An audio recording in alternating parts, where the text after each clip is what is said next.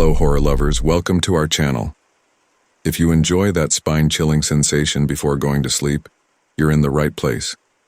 Before we begin, don't forget to subscribe to the channel. This is really important to me. Like the video, and don't forget to comment which city you're watching from.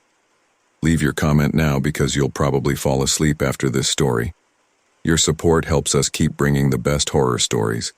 Now turn off the lights, lie down, and get ready for a night of nightmares. The shrill beep of my alarm clock pierced through the fog of sleep, dragging me unwillingly into consciousness. My eyes, heavy with exhaustion, struggled to focus on the glowing red numbers. 3:33 a.m. I blinked, confused. This wasn't my usual wake-up time. As awareness slowly returned, a chill crept up my spine. Something felt off. The air in my bedroom seemed thicker, heavier, as if charged with an unnatural energy. I lay perfectly still, my ears straining to catch any sound out of the ordinary. Silence. But it wasn't the comfortable silence of a peaceful night. This silence felt oppressive, expectant, as if the very darkness was holding its breath. I swallowed hard, my throat suddenly dry. "Get a grip, Lisa," I whispered to myself, the sound of my own voice oddly muffled in "It's just a weird dream." Summoning my courage, I slowly pushed myself up onto my elbows, the bed springs creaking in protest. My eyes swept across the familiar contours of my bedroom, everything cast in shades of gray and the dim light filtering through the curtains. Chair draped with yesterday's scrubs. Check. Dresser with its collection of framed photos. Check. Bookshelf filled with medical texts and trashy romance novels. Check. Everything seemed normal, and yet, my gaze drifted to the foot of my bed and my heart nearly stopped. There, barely visible in the gloom, stood a small figure. I froze, my breath catching in my throat. It couldn't be real. It had to be a trick of the light, a shadow cast by the street lamp outside. But as my eyes adjusted, the shape became clearer, more defined. A child. A small, silent child, standing perfectly still at the foot of my bed. Hello? I managed to croak out, my voice barely above a whisper. "Are you lost? How did you get in here?" No response, no movement. Just that eerie, unnatural stillness. I reached out with a trembling hand towards my bedside lamp, my eyes never leaving the small figure. The warm glow flooded the room and I blinked against the sudden brightness. The foot of my bed was empty. I let out a shaky laugh, relief washing over me. "Just a dream," I muttered, running a hand through my sweat-dampened hair. "Get it together, Lisa. You're working too hard." But as I moved to turn off the lamp, something caught my eye. There, on the hardwood floor where the child had stood, was a small, wet footprint. My blood ran cold. I scrambled out of bed, nearly falling in my haste. I dropped to my knees, examining the print closely. It was small, the size of a child's foot, and as I watched, it slowly evaporated, leaving no trace behind. "This isn't happening," I said aloud, my voice shaking. "This can't be happening." I spent the rest of the night huddled in the corner of my room, lights blazing, jumping at every creak and groan of the old house settling. When dawn finally broke, I was exhausted, my eyes gritty from lack of sleep. As I prepared for my shift at the hospital, I tried to rationalize what had happened. Stress-induced hallucination, maybe. Or perhaps I was coming down with something. Anything was better than the alternative. But as I caught my reflection in the bathroom mirror, I saw the dark circles under my eyes, the pallor of my skin. And I knew deep in my gut that this was only the beginning. "Pull yourself together," I told my reflection sternly. "You're a nurse. You deal with life and death every day. You can handle this." But even as I spoke the words, a nagging doubt gnawed at me. Because in all my years of nursing, in all the trauma and grief I'd witnessed, I'd never encountered anything like this. As I left for work, I cast one last glance at my bedroom. In the cheerful morning light, it looked perfectly normal. No sign of the terror that had gripped me in the night. But I knew that tonight, at 3:33, I would wake again. And this time, I would be ready. Little did I know, as I stepped out into the bright New Orleans morning, that this was just the first step on a journey that would shake the very foundations of my reality. A journey that would force me to confront not just the supernatural, but the darkest corners of my own soul.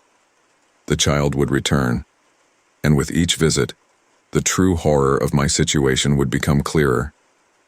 But for now, I clung to my denial like a lifeline, desperately hoping that the next night would prove it all to be nothing more than a bad dream.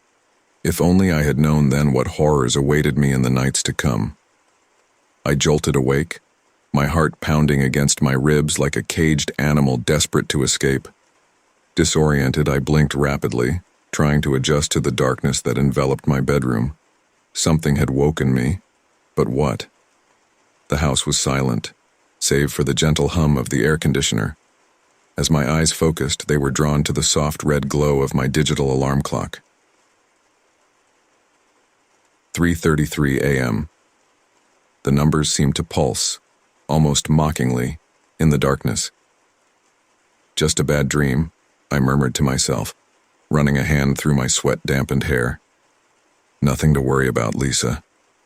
But even as I spoke the words, a chill ran down my spine. The air in the room felt different, heavier, as if the very atmosphere was pressing down on me, making it difficult to breathe. I sat up slowly, the bed springs creaking beneath me. That's when I saw it. At the foot of my bed stood a small, shadowy figure, perfectly still, perfectly silent. My breath caught in my throat. I blinked hard, certain I was seeing things, but when I opened my eyes, the figure remained. "Hello," I called out, my voice barely above a whisper. Is someone there?" No response, no movement, just that eerie, unnatural stillness.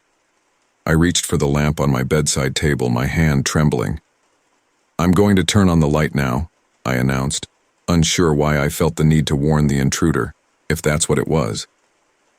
The warm glow of the lamp flooded the room, and I squinted against the sudden brightness. When my vision cleared, I gasped. The foot of my bed was empty. I let out a shaky laugh, relief washing over me. "Get it together, Lisa," I chided myself. "You're working too hard. It's just stress playing tricks on your mind." But as I moved to turn off the lamp, something caught my eye. There, on the hardwood floor where the figure had stood, was a small, wet footprint. My blood ran cold. I scrambled out of bed, nearly falling in my haste. Dropping to my knees, I examined the print closely. It was small, the size of a child's foot, and as I watched, it slowly evaporated, leaving no trace behind. "This isn't happening," I said aloud, my voice shaking. "This can't be happening." I spent the rest of the night huddled in the corner of my room, lights blazing, jumping at every creak and groan of the old house settling. When dawn finally broke, I was exhausted, my eyes gritty from lack of sleep. As I prepared for my shift at the hospital, I tried to rationalize what had happened. Stress-induced hallucination, maybe. Or perhaps I was coming down with something. Anything was better than the alternative. In the harsh light of day, it all seemed so ridiculous. I was a nurse, for crying out loud. I dealt with real-life horrors every day. Surely I could handle a simple nightmare. But as I caught my reflection in the bathroom mirror, I saw the dark circles under my eyes, the pallor of my skin, and I knew, deep in my gut, that this was only the beginning. "Pull yourself together," I told my reflection sternly. "You're a professional. You can handle this." At work, I couldn't shake the feeling of unease that clung to me like a second skin. Every shadow seemed to hide a small, silent figure. Every child's laugh in the pediatric ward sent shivers down my spine. "You okay, Lisa?" my colleague Sarah asked during our lunch break. "You look like you've seen a ghost." I forced a laugh, the sound hollow even to my own ears.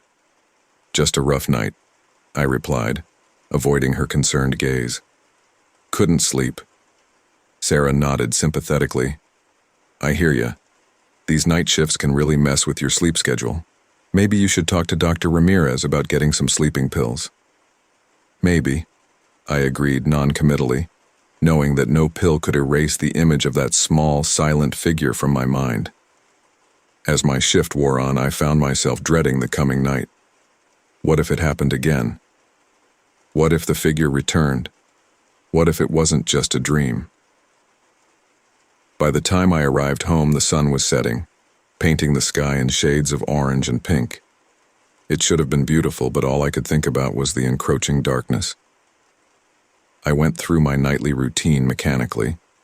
Shower, dinner, a bit of mindless TV. All the while, my eyes kept darting to the clock, watching as it ticked ever closer to that dreaded hour. As I climbed into bed, I couldn't help but whisper a quiet prayer. Please, I murmured into the darkness, please let it just be a dream. But even as I closed my eyes, I knew. Something had changed. Something fundamental had shifted in my world. And as I drifted off into an uneasy sleep, one thought echoed in my mind. 3:33 was coming, and with it, the child would return. Little did I know as I finally succumbed to exhaustion that this was just the beginning, the first night of many. The first step on a journey that would force me to confront not just the supernatural, but the darkest corners of my own soul. The true horror was yet to come, and it would all start again at 3:33 a.m. Certainly, I'll develop topic 2, denial, into a detailed narrative of at least 500 words, including dialogue. Here's the expanded version. The morning sun streamed through my curtains, its cheerful rays a stark contrast to the lingering dread that clung to me like a second skin. I sat on the edge of my bed, hands trembling slightly as I cradled a cup of coffee, its warmth doing little to dispel the chill that had settled in my bones. It was just a dream, I muttered to myself for what felt like the 100th time since dawn broke, just a vivid, unsettling dream. Nothing more. But even as I spoke the words, doubt gnawed at me. The memory of that small, silent figure standing at the foot of my bed was too vivid, too real to dismiss entirely. And that footprint. I shook my head vigorously as if I could physically dislodge the troubling thoughts. No, Lisa, you're a rational person, a nurse. You deal with real-life horrors every day. This is nothing. The shrill ring of my phone cut through my internal monologue, making me jump. Coffee sloshed over the rim of my mug, staining the bedsheet. Cursing under my breath, I grabbed the phone. Hello? I answered, trying to keep the tremor out of my voice. Lisa, it's Sarah. You okay? You sound off. My colleague's concerned tone came through clearly. I forced a laugh, the sound hollow even to my own ears. I'm fine, Sarah, just didn't sleep well last night. What's up? Dr. Ramirez asked me to check if you could come in early today. We've got a busy schedule in pediatrics. Pediatrics, children. The thought sent an involuntary shiver down my spine. Lisa, you still there? I realized I'd been silent for too long. Yeah, sorry, of course I can come in early, no problem. Are you sure you're okay? Sarah pressed. You know you can talk to me if something's bothering you, right? For a moment, I was tempted to spill everything. To tell her about the nightmarish visitation, the inexplicable fear that had gripped me. But what would she think? That I was losing my mind? That I was unfit for duty? I'm fine, really, I insisted, injecting false cheer into my voice. Just need another coffee. I'll see you soon. I ended the call and let out a long, shaky breath. As I got ready for work, I couldn't shake the feeling of unease that clung to me. Every shadow seemed to hide a small, silent figure. Every creak of the old house made me jump. Get a grip, I told my reflection sternly as I applied concealer to the dark circles under my eyes. You're a professional. Act like it. The drive to the hospital was a blur. I found myself checking the rearview mirror more often than necessary, half expecting to see a ghostly child in the back seat. But there was nothing. Of course there was nothing. As I walked into the pediatric ward, the cheerful drawings on the walls and the sound of children's laughter should have been comforting. Instead, each giggle sent a chill down my spine. "There you are!" Sarah's voice made me jump. She frowned, studying my face. "Lisa, seriously, what's going on with you? You look like you've seen a ghost." For a moment, hysteria bubbled up inside me. If only she knew how close to the truth she was. But I swallowed it down, plastering on a smile that felt more like a grimace. "Just a bad dream," I said, the lie tasting bitter on my tongue. "You know how it is. Sometimes they just stick with you." Sarah nodded sympathetically. "I hear you. Last week I dreamt I showed up to work naked. Couldn't look Dr. Ramirez in the eye for days." We shared a laugh, and for a moment I felt almost normal. But as we started our rounds, checking on our young patients, I couldn't shake the feeling of being watched. Every time I entered a dimly lit room, my heart would race, half expecting to see that small, silent figure standing in the corner. "You're being ridiculous," I chided myself as I checked a young boy's vitals. "These are real children, sick children who need your help. Focus on them, not on some figment of your imagination." But even as I went through the motions of my job, a part of my mind remained fixated on the previous night. What if it wasn't a dream? What if something truly supernatural had occurred? No, I couldn't let myself think that way. There had to be a rational explanation, stress perhaps. Or maybe I was coming down with something. Anything was better than the alternative. As the day wore on, I found myself clinging desperately to my denial. Each time a troubling thought surfaced, I pushed it down, burying it beneath layers of rationality and scientific reasoning. But deep down, in a part of my mind I didn't dare examine too closely, I knew. Something had changed. Something fundamental had shifted in my world. And no amount of denial could fully erase the memory of that small, silent figure, or the chill that ran down my spine every time I thought of 3:33 a.m. As my shift ended and I prepared to head home, dread settled in the pit of my stomach. Another night lay ahead. Another opportunity for my sanity to be tested. "It won't happen again," I whispered to myself as I got into my car.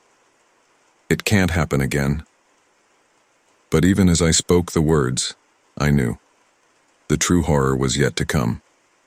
And all the denial in the world couldn't prepare me for what awaited me in the dark hours of the night. Certainly. I'll develop topic 3, the pattern emerges, into a detailed narrative of at least 500 words, including dialogue. Here's the expanded version. Night after night, it was the same. The clock would strike 3:33 a.m. with an almost sinister punctuality, and there it would be, the child. Its presence grew stronger, more tangible with each passing night. What had started as a shadowy figure was now taking on an unsettling clarity. On this particular night, I lay in bed, eyes wide open, staring at the ceiling. Sleep eluded me, my body tense with anticipation. The red numbers on my digital clock seemed to mock me as they ticked closer to the dreaded hour. 3:31, 3:32. I held my breath, my heart pounding so loudly I was sure it would wake the neighbors. 3:33. As if on cue, the temperature in the room plummeted. I could see my breath forming small clouds in the air. Slowly, I turned my head towards the foot of the bed. There it stood, more solid than ever before. A small child, maybe 6 or 7 years old, with pale skin and dark, hollow eyes. She, wore a faded hospital gown, her feet bare against the hardwood floor. "Who are you?" I whispered, my voice trembling. "What do you want from me?" The child remained silent, her gaze fixed on me with an intensity that made my skin crawl. But this time, something was different. She took a step forward, then another, moving closer to the side of the bed. I scrambled back, pressing myself against the headboard. "Please," I begged. "Please just tell me what you want." The child's lips parted, and for a moment, I thought she might speak. Instead, she raised a small, pale hand and pointed directly at me. The accusation in that simple gesture was unmistakable. As quickly as it had begun, it was over. The clock ticked to 3:34, and the child vanished, leaving behind only a lingering chill and the faint scent of antiseptic, the kind we used at the hospital. Sleep was impossible after that. I spent the rest of the night with every light in the apartment blazing, huddled on the couch with a blanket wrapped tightly around me. When morning finally came, I felt like a shadow of myself. The lack of sleep was taking its toll, dark circles prominent under my eyes, my skin sallow and drawn. At work, I could feel concerned glances from my colleagues. It was Sarah who finally approached me as I was checking a patient's chart. "Lisa," she said gently, placing a hand on my arm. "What's going on with you? And don't tell me it's nothing. You look like you haven't slept in days." I hesitated. The words stuck in my throat. How could I explain what was happening without sounding completely insane? I've been having trouble sleeping," I finally admitted. It wasn't a lie, not really. Sarah's brow furrowed with concern. "Nightmares?" I let out a bitter laugh. "You could say that. Have you thought about seeing someone? A therapist, maybe? Or at least talking to Dr. Ramirez about getting something to help you sleep?" I shook my head. "It's not that simple, Sarah. I trailed off, unsure how to continue. "It's what, Lisa?" Sarah pressed, her voice soft but insistent. In that moment, standing in the sterile hallway of the hospital, surrounded by the beeping of machines and the quiet murmur of patients and staff, I almost told her everything. The nightly visitations, the growing dread, the feeling that something was terribly, terribly wrong. But I couldn't. The words wouldn't come. Instead, I forced a smile. "It's nothing. Really. I'm sure it'll pass." Sarah didn't look convinced, but she nodded slowly. "If you say so. But Lisa, you know I'm here if you need to talk, right? About anything." "I know," I said, feeling a lump form in my throat. "Thank you." As Sarah walked away, I leaned against the wall, closing my eyes for a moment. The lack of sleep was making everything fuzzy, but one thing was becoming crystal clear. This wasn't going to stop on its own. The rest of my shift passed in a blur. Every child I treated, every small hand I held, every young face I saw, they all reminded me of her, the ghostly child who visited me night after night. As I drove home, the setting sun painting the sky in shades of orange and pink, I couldn't shake the feeling of impending doom. Another night lay ahead, another visitation. I tried to steel myself, to prepare for what was to come. But how does one prepare for the impossible? For a reality that defies everything you've ever known or believed? Entering my apartment, I went through the motions of my evening routine. Dinner tasted like ash in my mouth. The TV droned on, the images and sounds washing over me without registering. As I lay in bed, watching the minutes tick by, I realized something that sent a chill down my spine. I was no longer trying to deny what was happening. The pattern had emerged, undeniable and terrifying in its consistency. This was real. The child was real. And something told me that her nightly visits were only the beginning. As 3:33 a.m. approached once again, I found myself whispering into the darkness. "What do you want from me? Please, just tell me what you want." The silence that followed was deafening, but I knew with a certainty that shook me to my core that soon I would have my answer, and I wasn't sure I was ready for it. The clock ticked over to 3:33, and as the familiar chill filled the room, I braced myself for what was to come. The pattern had emerged, and there was no going back now. Dark circles formed under my eyes as I fought to stay awake, dreading the moment when sleep would claim me, and 3:33 would strike again.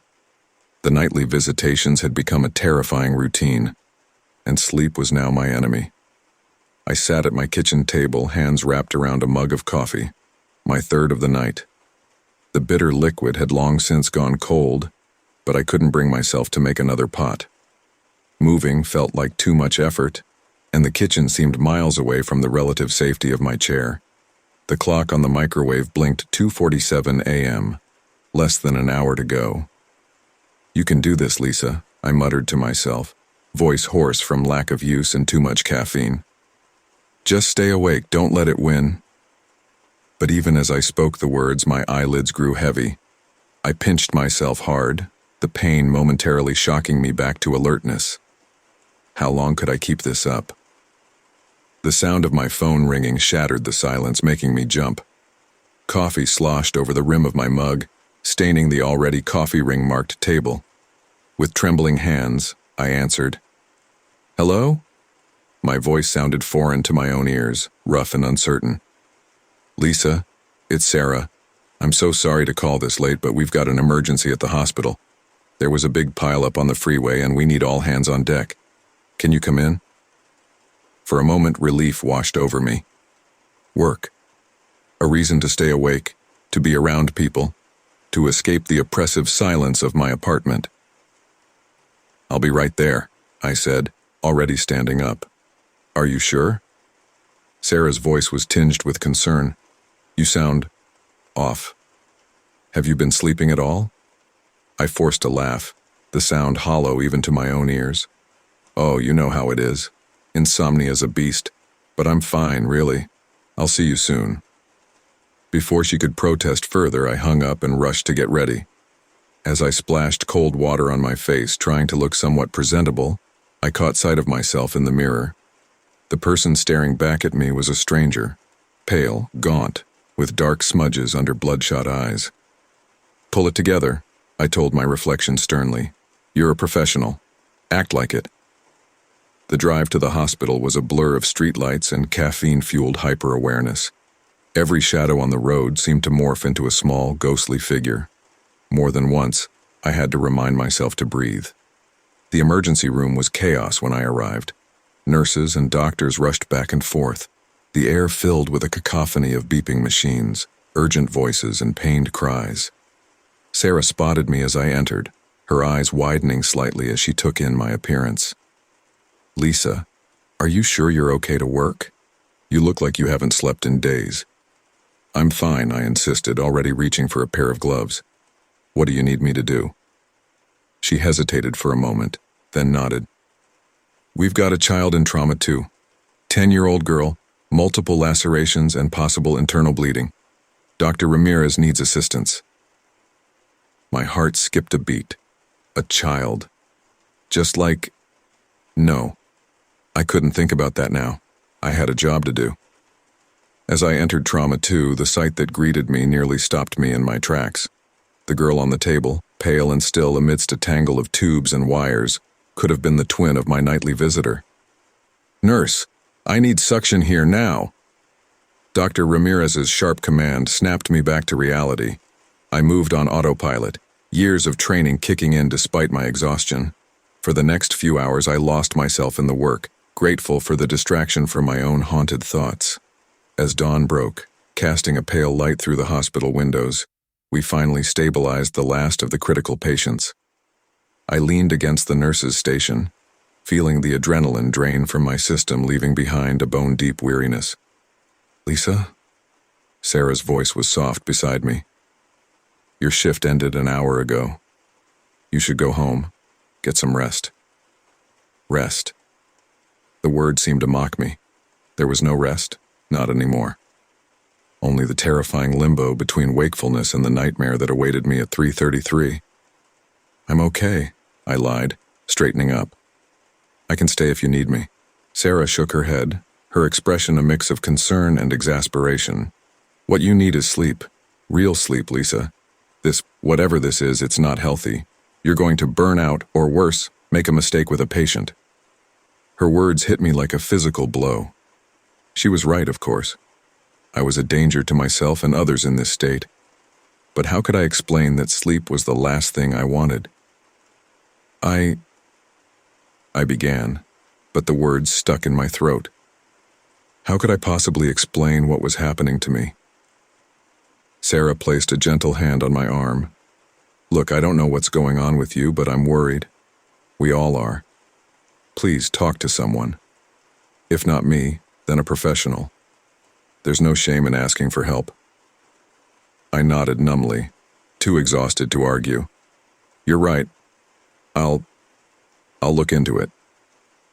As I drove home, the rising sun did little to dispel the shadows that seemed to cling to me. The thought of my empty apartment, of the long hours until nightfall, filled me with dread. But what choice did I have? I couldn't stay awake forever. Eventually, sleep would claim me, and with it would come the visitation I both dreaded and, in some deep, disturbed part of myself, almost anticipated. As I collapsed onto my bed, fully clothed and utterly drained, my last conscious thought was of the clock, ticking inexorably towards 3:33. In the moments before sleep claimed me, I wondered, not for the first time, if I was losing my mind. Little did I know, the true test of my sanity was yet to come. The fluorescent lights of the hospital corridor buzzed overhead, casting a harsh glow that seemed to deepen the shadows lurking in every corner. I walked briskly, my footsteps echoing in the quiet hallway, trying to shake off the feeling that I was being watched. It had been weeks since the nightly visitations began, and now, even in the familiar surroundings of my workplace, I couldn't escape the creeping dread that had become my constant companion.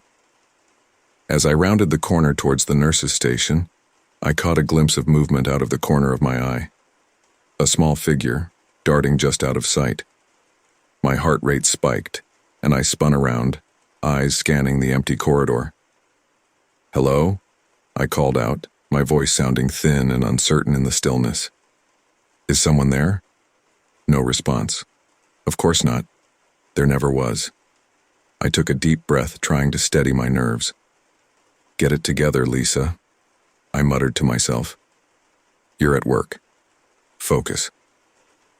But even as I tried to shake off the unease, I couldn't help but feel that the hospital itself had changed. The once comforting routine of my shifts now felt oppressive, every shadow potentially hiding something sinister. "Lisa, you okay?" I jumped at the sound of Sarah's voice behind me. Turning, I saw my colleague watching me with concern etched on her face. "Yeah, I'm fine," I lied, forcing a smile that felt more like a grimace. "Just thought I heard something." Sarah's frown deepened. "You look exhausted. Are you still having trouble sleeping?" I nodded, not trusting myself to speak. How could I explain that sleep had become my enemy, that I dreaded the moment my eyes would close each night? "Listen," Sarah said, lowering her voice. "I've been meaning to talk to you about something. Have you noticed anything strange happening around here lately?" My heart skipped a beat. "Strange? What do you mean?" Sarah glanced around as if checking for eavesdroppers before continuing. "It's probably nothing, but some of the night shift nurses have been talking. They say they've seen things, weird things." "What kind of things?" I asked, trying to keep my voice steady despite the fear clawing at my insides. "Shadows moving on their own, objects being misplaced, and..." She hesitated. "Some of them swear they've seen a child wandering the halls late at night, a child that shouldn't be there." The blood drained from my face. It couldn't be. The hospital too? Sarah must have noticed my reaction because she quickly added, "It's probably just gossip. You know how people get with these night shifts. Imaginations running wild and all that." I nodded numbly, not trusting myself to speak. "Anyway," Sarah continued, clearly trying to lighten the mood, "we've got rounds to do. Coming?" As we made our way through the pediatric ward, checking on patients and updating charts, I couldn't shake the feeling of being watched. Every child's face seemed to morph into the one that haunted my nights. Every shadow held the potential for terror. We paused outside room 333, a coincidence that sent a shiver down my spine, to review the chart of our next patient.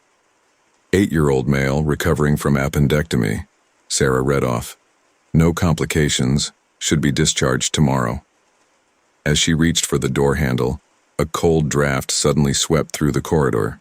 The lights flickered, and for a moment, just a moment, I could have sworn I saw a small figure standing at the end of the hall. "Did you see that?" I gasped, grabbing Sarah's arm. She looked at me bewildered. "See what?" I blinked, and the figure was gone. "Nothing," I mumbled. "Never mind." Sarah's expression was a mix of concern and frustration. "Lisa, what's going on with you? And don't say nothing again. You're jumpier than a cat in a room full of rocking chairs." I opened my mouth to respond, but at that moment a scream pierced the air. It was coming from inside room 333. We burst into the room to find our young patient sitting bolt upright in bed, his eyes wide with terror. Hey, it's okay," Sarah soothed, rushing to his side. "What happened? Did you have a bad dream?" The boy shook his head violently. "There was a girl," he whispered. "She was standing right there." He pointed to the foot of his bed. She told me to tell Lisa that she's waiting." Sarah and I exchanged glances. "Lisa?" Sarah asked. "You mean Nurse Lisa here?" The boy nodded, his eyes locked on me. She said it's almost time, that you need to remember." I felt the room spin around me. This couldn't be happening. Not here. Not now. I need some air," I stammered, backing out of the room. I barely made it to the staff bathroom before my legs gave out. Slumping against the wall, I tried to catch my breath, my mind racing. How was this possible? How could my nightly terror be reaching into my waking world, into my workplace? A knock on the door startled me out of my panic. "Lisa, it's me. Can I come in?" "Sarah." I took a deep breath, trying to compose myself. "Yeah, come in." She entered, her face etched with worry. "Okay, that's it. You need to tell me what's going on, and don't you dare say nothing again." I looked up at her, feeling the weight of weeks of fear and sleepless nights pressing down on me, and suddenly, like a dam bursting, it all came pouring out. I told her everything. The nightly visitations, the ghostly child, the growing sense of dread. As I spoke, I could see the disbelief in her eyes slowly giving way to concern. When I finished, silence hung heavy between us. Finally, Sarah spoke. "Lisa, have you considered that maybe this is all in your head? Stress can do funny things to a person, and with the hours we work." "You think I'm crazy," I said flatly. No, that's not what I'm saying at all. I'm worried about you. This isn't healthy, Lisa. You need help." I laughed bitterly. "Help? Who's going to help me with this? A therapist?" "Hello, doctor. I'm being haunted by a ghost child. Can you prescribe something for that?" Sarah sighed, running a hand through her hair. "Look, I don't know what to believe, but I do know that you can't go on like this. You're exhausted. You're seeing things. It's only a matter of time before you make a mistake with a patient." Her words hit me like a physical blow. She was right. Of course, I was a danger to myself and others in this state. "What am I supposed to do?" I whispered, feeling more lost and alone than ever. Sarah was quiet for a moment, then said, "I have an idea. It's a long shot, but my aunt, she's well, let's just say she's into some unconventional stuff. Psychic readings, communication with the other side, that sort of thing." I looked at her skeptically. "You're suggesting I see a psychic?" She held up her hands defensively. "I know how it sounds. But at this point, what have you got to lose? If nothing else, maybe talking to someone who won't think you're crazy will help." I considered her words. It was absurd, of course. A psychic? But then again, was it any more absurd than what I had been experiencing? "Okay," I said finally. "I'll try anything at this point." Sarah nodded, relief evident on her face. "I'll set it up. In the meantime, maybe you should take a few days off, get some rest." The thought of being alone in my apartment waiting for night to fall filled me with dread. but I knew she was right. I couldn't keep going like this. As we left the bathroom, the corridor seemed different somehow.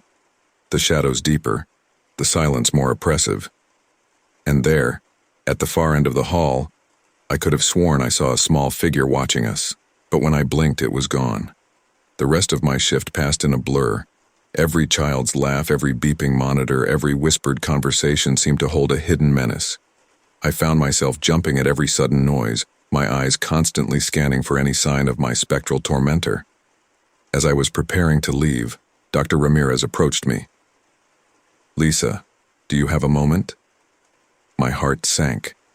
Had Sarah told him about my breakdown? Was I about to be suspended? "Of course, doctor," I said, trying to keep my voice steady. He led me to his office, closing the door behind us. "Lisa, I'm concerned about you. Your colleagues have noticed some changes in your behavior lately." I opened my mouth to protest, but he held up a hand to stop me. "I'm not here to judge or to pry, but as your supervisor, I have a responsibility to ensure the well-being of both our staff and our patients. I think it might be best if you took some time off. Paid leave, of course." I wanted to argue, to insist that I was fine, but the words wouldn't come. Instead, I found myself nodding. "Thank you, doctor," I managed to say. I think that might be for the best." As I left the hospital that evening, the setting sun casting long shadows across the parking lot, I couldn't shake the feeling that I was leaving behind more than just my job. It felt like I was stepping into a new reality, one where the lines between the waking world and my nightmares were blurring beyond recognition. I got into my car, my hands shaking slightly as I gripped the steering wheel. As I pulled out of the parking lot, I glanced in the rearview mirror. For a split second, I could have sworn I saw a small figure sitting in the back seat, its hollow eyes meeting mine in the mirror. I slammed on the brakes, my heart pounding.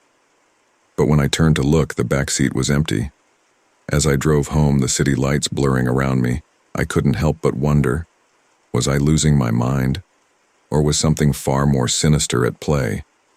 Either way, I knew one thing for certain. The hospital whispers were no longer just whispers. They were a warning. And whether I was ready or not, I was about to face whatever was waiting for me in the shadows. The thought filled me with a mixture of dread and a strange, almost electric anticipation. Whatever was happening, whatever this ghostly child wanted from me, it was time to find out. As I pulled into my driveway, the clock on my dashboard blinked 3:33 p.m.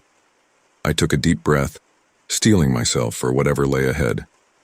"Okay," I whispered to the empty car. "I'm ready. Show me what you want."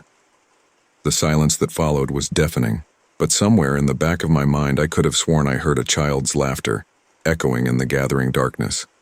The night air was thick with anticipation as I lay in bed, eyes fixed on the glowing numbers of my digital clock.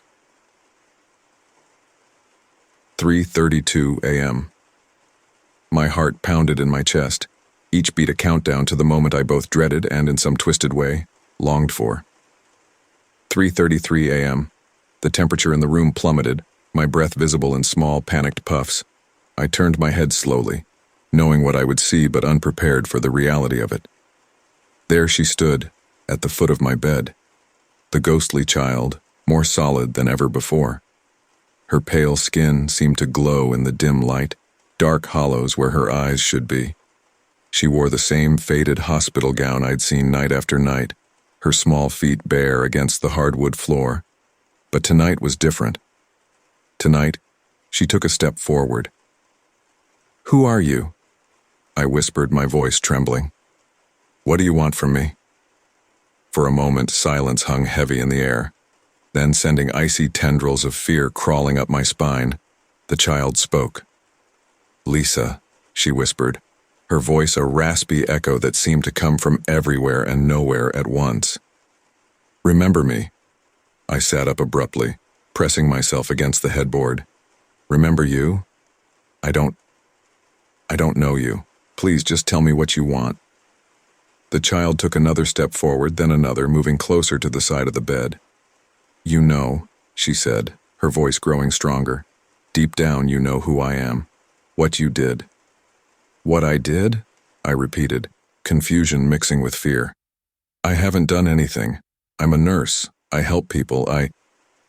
My words trailed off as a memory stirred, buried deep beneath layers of denial and self-preservation. A busy night in the pediatric ward. A medication error. A code blue. No, I whispered, more to myself than to the spectral child before me. No, it can't be. The child's lips curled into a sad smile. You're starting to remember. Good. It's time, Lisa. Time to face what you've done. I didn't. It was an accident, I stammered, tears welling in my eyes. I never meant to. Intentions don't matter, the child interrupted, her voice suddenly harsh. Actions do. And your actions cost me my life. The accusation hung in the air, heavy and undeniable. I felt the weight of it pressing down on me, making it hard to breathe. I'm sorry, I choked out, the words feeling woefully inadequate. I'm so sorry. The child's expression softened slightly. Sorry isn't enough, Lisa. You need to make it right. How? I asked, desperation creeping into my voice. How can I possibly make this right? Confess, the child said simply. Tell the truth about what happened that night. Face the consequences of your actions. The thought of confessing, of admitting to the fatal error I'd buried so deep, filled me with terror. My career, my life as I knew it, would be over. I can't, I whispered. Please, there must be another way. The child's eyes flashed with anger, the room growing colder still. There is no other way. You took my future from me, Lisa. The least you can do is honor my memory with the truth.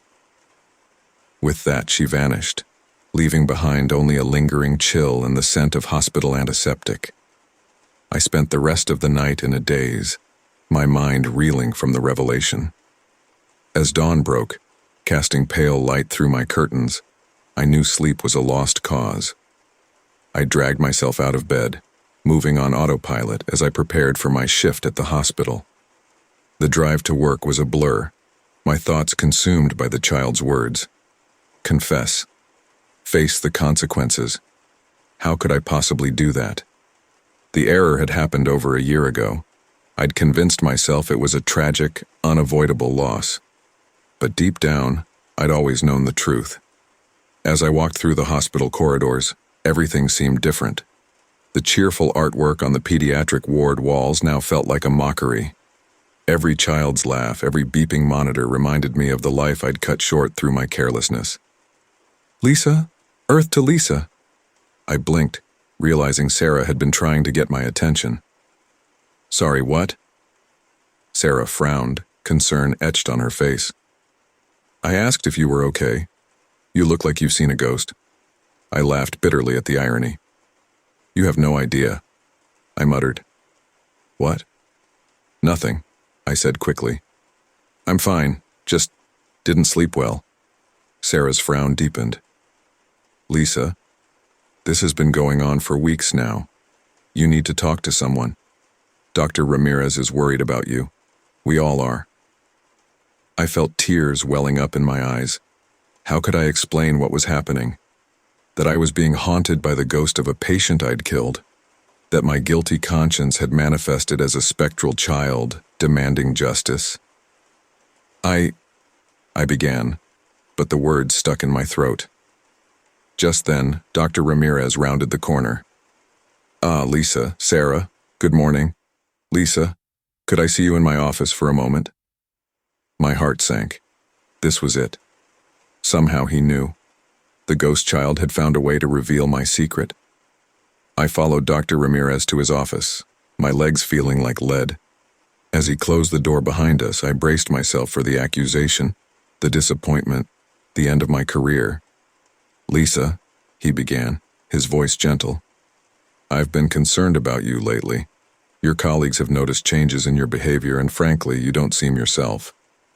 I nodded numbly, waiting for the other shoe to drop. I think it might be best if you took some time off, he continued. Paid leave, of course. Give yourself a chance to rest, maybe talk to someone. Relief washed over me, quickly followed by a wave of guilt. He didn't know. I was being offered a reprieve I didn't deserve. "Dr. Ramirez," I said, my voice shaking. "There's something I need to tell you." He leaned forward, his expression encouraging. "Go on, Lisa. You can tell me anything." I took a deep breath, steeling myself.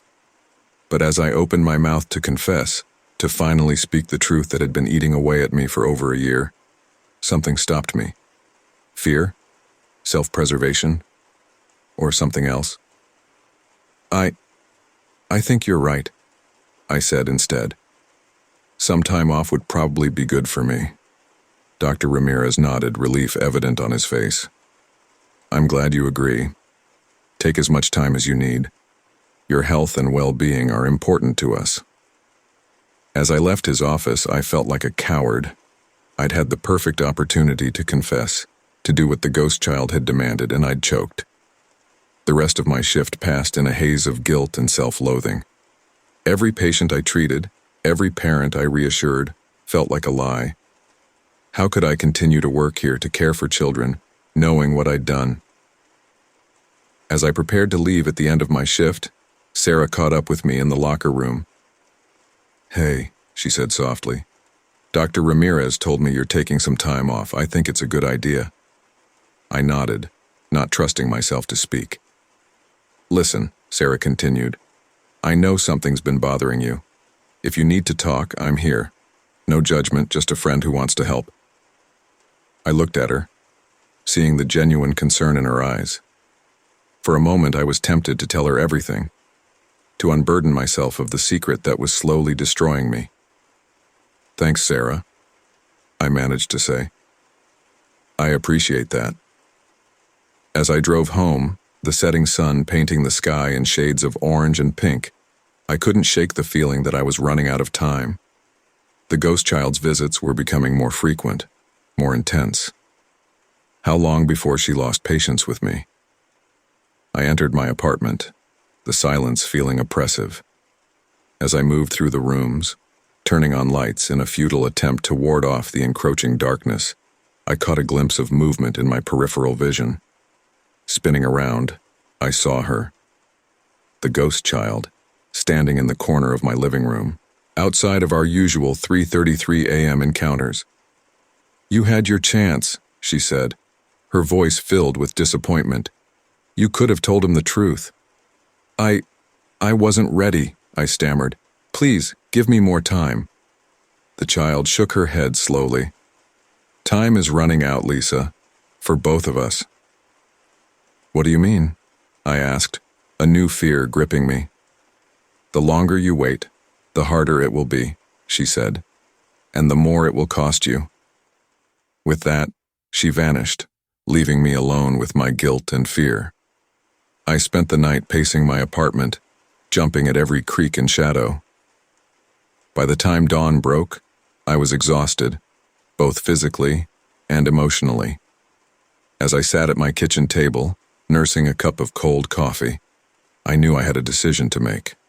I could continue to run from the truth, to deny what I'd done, or I could face it head on, accept the consequences, and maybe find some measure of peace. The ghost child's words echoed in my mind. Time is running out. With shaking hands, I reached for my phone. I scrolled through my contacts until I found Dr. Ramirez's number. My finger hovered over the call button. This was it, the point of no return. If I made this call, confessed what I'd done, my life as I knew it would be over. But if I didn't, could I live with myself? Could I continue to face that ghostly child night after night, knowing I was perpetuating the injustice of her death? I closed my eyes, took a deep breath, and pressed the button. As the phone began to ring, I felt a strange sense of calm wash over me. Whatever happened next, at least I was finally facing the truth. Dr. Ramirez speaking. "Doctor," I said, my voice steadier than I expected. "It's Lisa. There's something I need to tell you. Something I should have told you a long time ago." As I began to speak, to finally unburden myself of the secret I'd carried for so long. I could have sworn I saw the ghost child out of the corner of my eye. But this time, she wasn't angry or accusing. She was smiling, a look of peace on her face. And as I continued to talk, laying bare my guilt and shame, I realized that this confession wasn't just for her. It was for me, too. A chance at redemption, at making things right. The road ahead would be hard, I knew. There would be consequences, both personal and professional. But for the first time in over a year, I felt like I could breathe again. The ghost child had spoken, and finally, I had listened. The hospital corridors seemed to stretch endlessly before me, each step echoing in the eerie quiet of the night shift.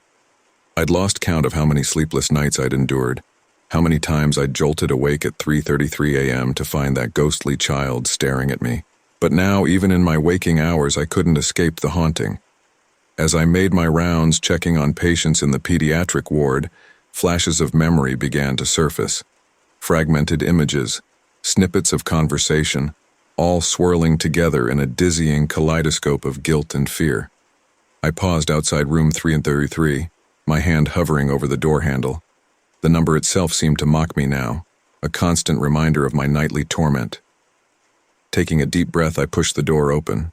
The room was dim, lit only by the soft glow of monitoring equipment. In the bed lay a young boy, no more than 7 or 8, his chest rising and falling in the steady rhythm of sleep. For a moment, just a moment, his face seemed to morph into another, a face I'd tried so hard to forget. "Emily," I whispered, the name escaping my lips before I could stop it. The boy stirred, his eyes fluttering open. "Nurse?" he mumbled, voice thick with sleep. "Is it time for more medicine?" I shook my head, trying to clear the fog of memory. "No, sweetie. I'm just checking on you. Go back to sleep." As I adjusted his IV line, my hands moving on autopilot, another memory crashed over me like a wave. "Nurse Lisa! Nurse Lisa!" Emily's voice, high and clear, rang out as I entered her room. "Look what I drew." I smiled, crossing to her bed where she sat propped up against a mountain of pillows. Her illness had robbed her of so much, but never her spirit. "Let's see, sweetheart." She held up a crayon drawing, a stick figure with wild hair wearing scrubs. "It's you," she announced proudly. "Fighting off the bad germs." I laughed, taking the picture. "It's beautiful, Emily. I'll hang it up at the nurse's station so everyone can see it." Emily beamed, then her face grew serious. "Nurse Lisa? When can I go home?" The question hit me like a punch to the gut. Emily had been with us for weeks, her condition steadily worsening despite our best efforts. "Soon," I lied, hating myself for it. "We just need to get you a little stronger first." She nodded, seemingly satisfied. "Okay. As long as you're here, I'm not scared." "Nurse, are you okay?" The boy's voice snapped me back to the present. I realized I'd been standing there, frozen for who knows how long. "I'm fine," I managed, forcing a smile. "Just a little tired. Try to get some rest, okay?" I left the room quickly, my heart pounding. These memories, these flashes of the past, were becoming more frequent, more vivid. It was as if Emily's ghost wasn't content with haunting my nights. Now she was invading my waking hours too. I made my way to the nurse's station, desperate for a moment to collect myself. Sarah, my colleague and friend, looked up as I approached. "Lisa, you look like you've seen a ghost," she said, concern evident in her voice. I laughed bitterly at the irony. If only she knew. "Just tired," I replied, the lie coming easily now. "These night shifts are killer." Sarah frowned, not buying it. "Lisa, come on, I've known you for years. Something's been off with you for weeks now. Talk to me." For a moment, I was tempted to unburden myself, to share the weight of guilt and fear I'd been carrying. But how could I explain it? That I was being haunted by the ghost of a patient I'd failed, that my nights were filled with terrifying visitations and my days with haunting memories? "It's nothing," I said finally. "Really. I just haven't been sleeping well." Sarah opened her mouth to respond but was cut off by the shrill beep of a monitor alarm. "Code blue and 327, she called out, already moving. We rushed to the room, adrenaline pushing aside my troubled thoughts. But as we burst through the door, I froze. It wasn't room 327. It was Emily's room, exactly as it had been that night over a year ago. And there, in the bed, machines blaring their urgent warnings, lay Emily. "Lisa, what are you doing? We need to start compressions." Sarah's voice seemed to come from far away. I moved on autopilot, my hands beginning chest compressions even as my mind reeled. This couldn't be happening. This wasn't real. "Push 0.01 micrograms per kilo of epinephrine," I heard myself say, the words echoing from that night so long ago. "Lisa, what are you talking about?" Sarah's confused voice broke through my fog. "That's way too much for a child this size." I blinked and suddenly I was back in room 327. The patient wasn't Emily but a young boy. A boy who needed my help now, not my haunted memories. "I'm sorry," I stammered. "I meant 0.01 milligram per kilo. Push it now." The next few minutes were a blur of activity. By some miracle, we managed to stabilize the boy. As the crisis passed and the room cleared, I found myself alone with Sarah. "Lisa," she said softly, placing a hand on my arm. "What happened in there? You froze and then it was like you were somewhere else entirely." I sank into a nearby chair, the adrenaline wearing off and leaving me shaky. I don't know," I lied. "I guess I just panicked." Sarah sat next to me, her face etched with concern. "This isn't like you, Lisa. You're one of the best nurses I know. You don't panic, and you certainly don't mix up medication doses like that. What's going on?" I looked at her, seeing the genuine worry in her eyes, and suddenly I couldn't hold it in anymore. "Do you remember Emily Carter?" I asked, my voice barely above a whisper. Sarah's brow furrowed in confusion. "Emily Carter? The little girl from last year? The one who died," I finished for her. "Yes. Of course I remember her," Sarah said softly. "It was awful. We all took it hard, but you were devastated." I nodded, feeling tears prick at the corners of my eyes. "What if I told you it was my fault?" Sarah's eyes widened. "What?" "Lisa, what are you talking about?" Taking a deep breath, I began to tell her everything. About the night Emily died, about the medication error I'd made in my exhaustion, how I'd covered it up, convinced myself it was just a tragic, unavoidable loss. "And now," I finished, my voice shaking, "I think she's haunting me. I see her every night, Sarah. At 3:33 a.m., she's there, standing at the foot of my bed. And during the day, these memories, these flashes, they're everywhere." I expected disbelief, maybe even anger. What I didn't expect was for Sarah to pull me into a tight hug. "Oh, Lisa," she murmured. "Why didn't you tell someone? Why have you been carrying this alone for so long?" I pulled back, wiping at my tears. How could I? I made a mistake that cost a child her life. I covered it up. I don't deserve sympathy or understanding. Sarah shook her head firmly. "Listen to me. What happened was a tragedy, yes, and you made a mistake. But you're human, Lisa. We all make mistakes. The important thing is what we do after." "But I didn't do anything," I whispered. "I just pretended it never happened." "And it's been eating you alive ever since," Sarah said gently. "That's why you're seeing her, why these memories are haunting you. Your conscience won't let you forget." I nodded slowly, the truth of her words sinking in. "So what do I do now?" Sarah squeezed my hand. "You tell the truth, to Dr. Ramirez, to Emily's family if they want to hear it. You face the consequences, whatever they may be, and you forgive yourself, Lisa. That's the hardest part, but it's the most important." The thought of confessing, of facing the truth I'd buried for so long, filled me with terror. But there was also a glimmer of something else. Hope. Hope that maybe, just maybe, I could find a way to make peace with what I'd done. "Will you come with me?" I asked Sarah, hating how small my voice sounded. "When I talk to Dr. Ramirez?"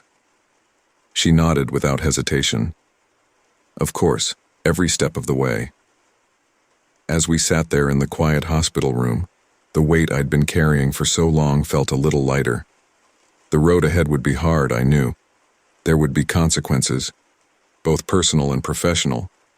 But for the first time in over a year, I felt like I could breathe again. The memories that had been haunting me, the guilt that had been eating me alive, they were still there. But now, they felt less like a prison and more like a path. A difficult, painful path, but one that could lead to redemption. As dawn broke, painting the sky in shades of pink and gold, I steeled myself for what was to come. I would face my haunted memories head on. I would tell the truth no matter the cost. And maybe, just maybe, I would find a way to forgive myself. As Sarah and I walked towards Dr. Ramirez's office, I caught a glimpse of movement out of the corner of my eye. For a moment, just a moment, I thought I saw Emily, but this time she wasn't the accusatory specter of my nightmares. She was smiling, a look of peace on her face, and as I raised my hand to knock on Dr. Ramirez's door, I realized that this confession wasn't just for Emily, or for the hospital, or even for my own conscience. It was a step towards healing, towards reclaiming the person and the nurse I used to be. The haunted memories would always be a part of me, a reminder of the cost of my mistake. But they didn't have to define me. With each step forward, each truth told, I could build something new from the ashes of my guilt. I took a deep breath, looked at Sarah, who nodded encouragingly, and knocked on the door. "Come in," Dr. Ramirez's voice called from inside. As I opened the door, I felt a sense of calm wash over me. Whatever happened next, I was finally facing the truth, and in doing so I was taking the first step towards freeing myself from the prison of my haunted memories. The fluorescent lights of the hospital's records room hummed softly as I hunched over yet another stack of files. My eyes burned from lack of sleep, but I couldn't stop. Not now. Not when I was so close to finding answers. "Lisa, are you still down here?" I jumped at the sound of Sarah's voice, nearly knocking over my cold cup of coffee. "Yeah, I'm here," I called out, my voice hoarse from disuse. Sarah rounded the corner, her eyes widening as she took in the chaos surrounding me. Stacks of patient files littered every available surface. Post-it notes and scraps of paper covered in my frantic scribbles were scattered everywhere. "My God, Lisa," she breathed. "Have you been here all night?" I glanced at my watch, surprised to see it was already 7 a.m. I'd come down here after my shift ended at midnight, determined to find some clue, some explanation for the ghostly visitations that had been plaguing me. "I guess I lost track of time," I mumbled, rubbing my eyes. Sarah picked up one of the files, her brow furrowing as she read the name. "Emily Carter? Lisa, why are you looking at her file? That case was over a year ago." I felt a chill run down my spine at the mention of Emily's name. How could I explain to Sarah that the ghost of this little girl had been haunting me night after night? That I was desperate to understand why? I needed to check something," I said evasively, "for a case study I'm working on." Sarah didn't look convinced. "A case study? Lisa, what's really going on? You've been acting strange for weeks now. And this..." She gestured at the chaos around us. "This isn't like you at all." I sighed, knowing I couldn't keep deflecting. Sarah was my friend, and her concern was genuine. But how could I explain something I barely understood myself? "Sit down, Sarah," I said, gesturing to a nearby chair. "This is going to sound crazy, but I need you to hear me out." Over the next hour, I told her everything. The nightly visitations, the ghostly child standing at the foot of my bed, the growing sense of dread and guilt that had been consuming me. As I spoke, I could see the disbelief in Sarah's eyes slowly give way to concern. "Lisa," she said softly when I finished, Have you considered that, maybe? Maybe this is all in your head? Stress can do funny things to a person, and with the hours we work. You think I'm crazy, I said flatly. No, that's not what I'm saying at all. I'm worried about you. This obsession isn't healthy. I shook my head vehemently. It's not an obsession, Sarah. It's real. And I need to understand why it's happening. Why Emily? Why now? Sarah was quiet for a moment, then asked, "What exactly are you hoping to find in these records?" I ran a hand through my disheveled hair. I don't know. A pattern, maybe? Something I missed the first time around? There has to be a reason she's haunting me. Okay, Sarah said slowly. Let's approach this logically. What do we know about Emily's case? I pulled out Emily's file, spreading the documents across the table. Emily Carter, age 7, admitted with severe pneumonia. She was here for 3 weeks before. I trailed off, unable to say the words. Before she died, Sarah finished gently. I remember the case. It hit all of us hard. I nodded, swallowing the lump in my throat. Right. But what if we missed something? What if there was more we could have done? Sarah placed a hand on my arm. Lisa, we did everything we could for Emily. Sometimes, despite our best efforts, we lose patience. It's the hardest part of our job, but it happens. But what if we didn't? I insisted, a note of desperation creeping into my voice. What if I made a mistake? What if it's my fault she died? Sarah's eyes widened. Lisa, what are you talking about? You were one of the best nurses on Emily's case. You went above and beyond for her. I shook my head, tears welling in my eyes. I can't shake this feeling, Sarah. Every time I see her ghost, every time I look at her file, I feel this overwhelming guilt, like I'm missing something crucial. Sarah was quiet for a long moment, then said, Okay, if this is really bothering you this much, let's go through it together. Step by step. Maybe a fresh set of eyes will help. For the next few hours, Sarah and I pored over Emily's file. We went through every doctor's note, every nurse's report, every test result. As we worked, I felt a glimmer of hope. Maybe, with Sarah's help, I could finally unravel this mystery. But as the morning wore on, that hope began to fade. There was nothing in Emily's file to suggest any wrongdoing or oversight. Her case, while tragic, seemed straightforward. I don't understand, I muttered, frustration evident in my voice. There has to be something we're missing. Sarah sighed, rubbing her tired eyes. Lisa, I think we need to consider the possibility that there isn't anything to find. Emily's case was tragic, but it wasn't anyone's fault, least of all yours. I was about to argue when a thought struck me. Wait, what about the other cases? Other cases? Sarah asked, confusion evident in her voice. I jumped up, rushing to a stack of files I'd set aside earlier. I pulled every case from the pediatric ward for the month before and after Emily's death. If there's a pattern, maybe it's not just in her case. Maybe there's something bigger going on. Sarah looked skeptical but didn't stop me as I began spreading out the new files. We spent another hour going through case after case, looking for any connection, any similarity that might explain why Emily's ghost was haunting me. As we worked, I couldn't help but notice Sarah's growing concern. She kept shooting me worried glances, her brow furrowed in a way that had nothing to do with the files we were examining.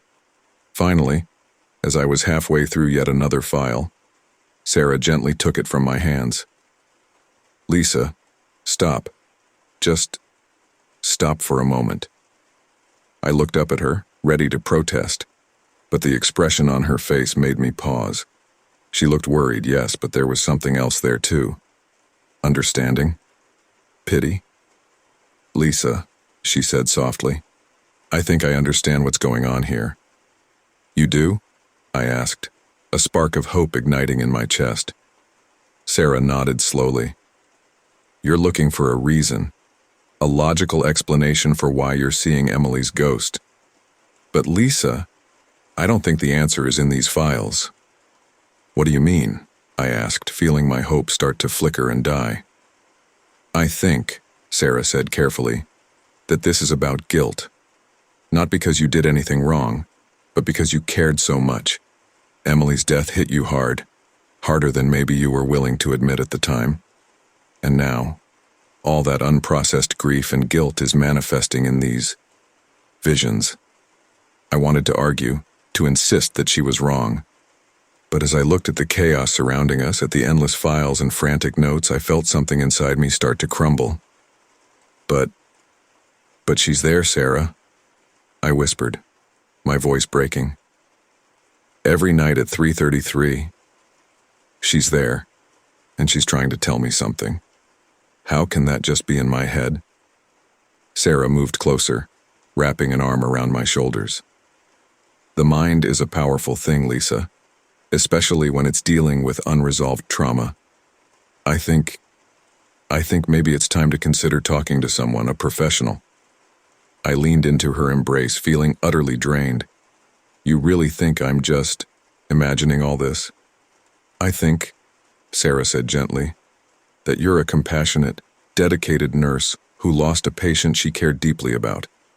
And instead of processing that grief, you buried it. Now it's coming out in a way that your logical, scientific mind can't easily dismiss. As much as I wanted to deny it, Sarah's words rang true. The endless research, the desperate search for answers. Wasn't it all just a way to avoid facing the real issue?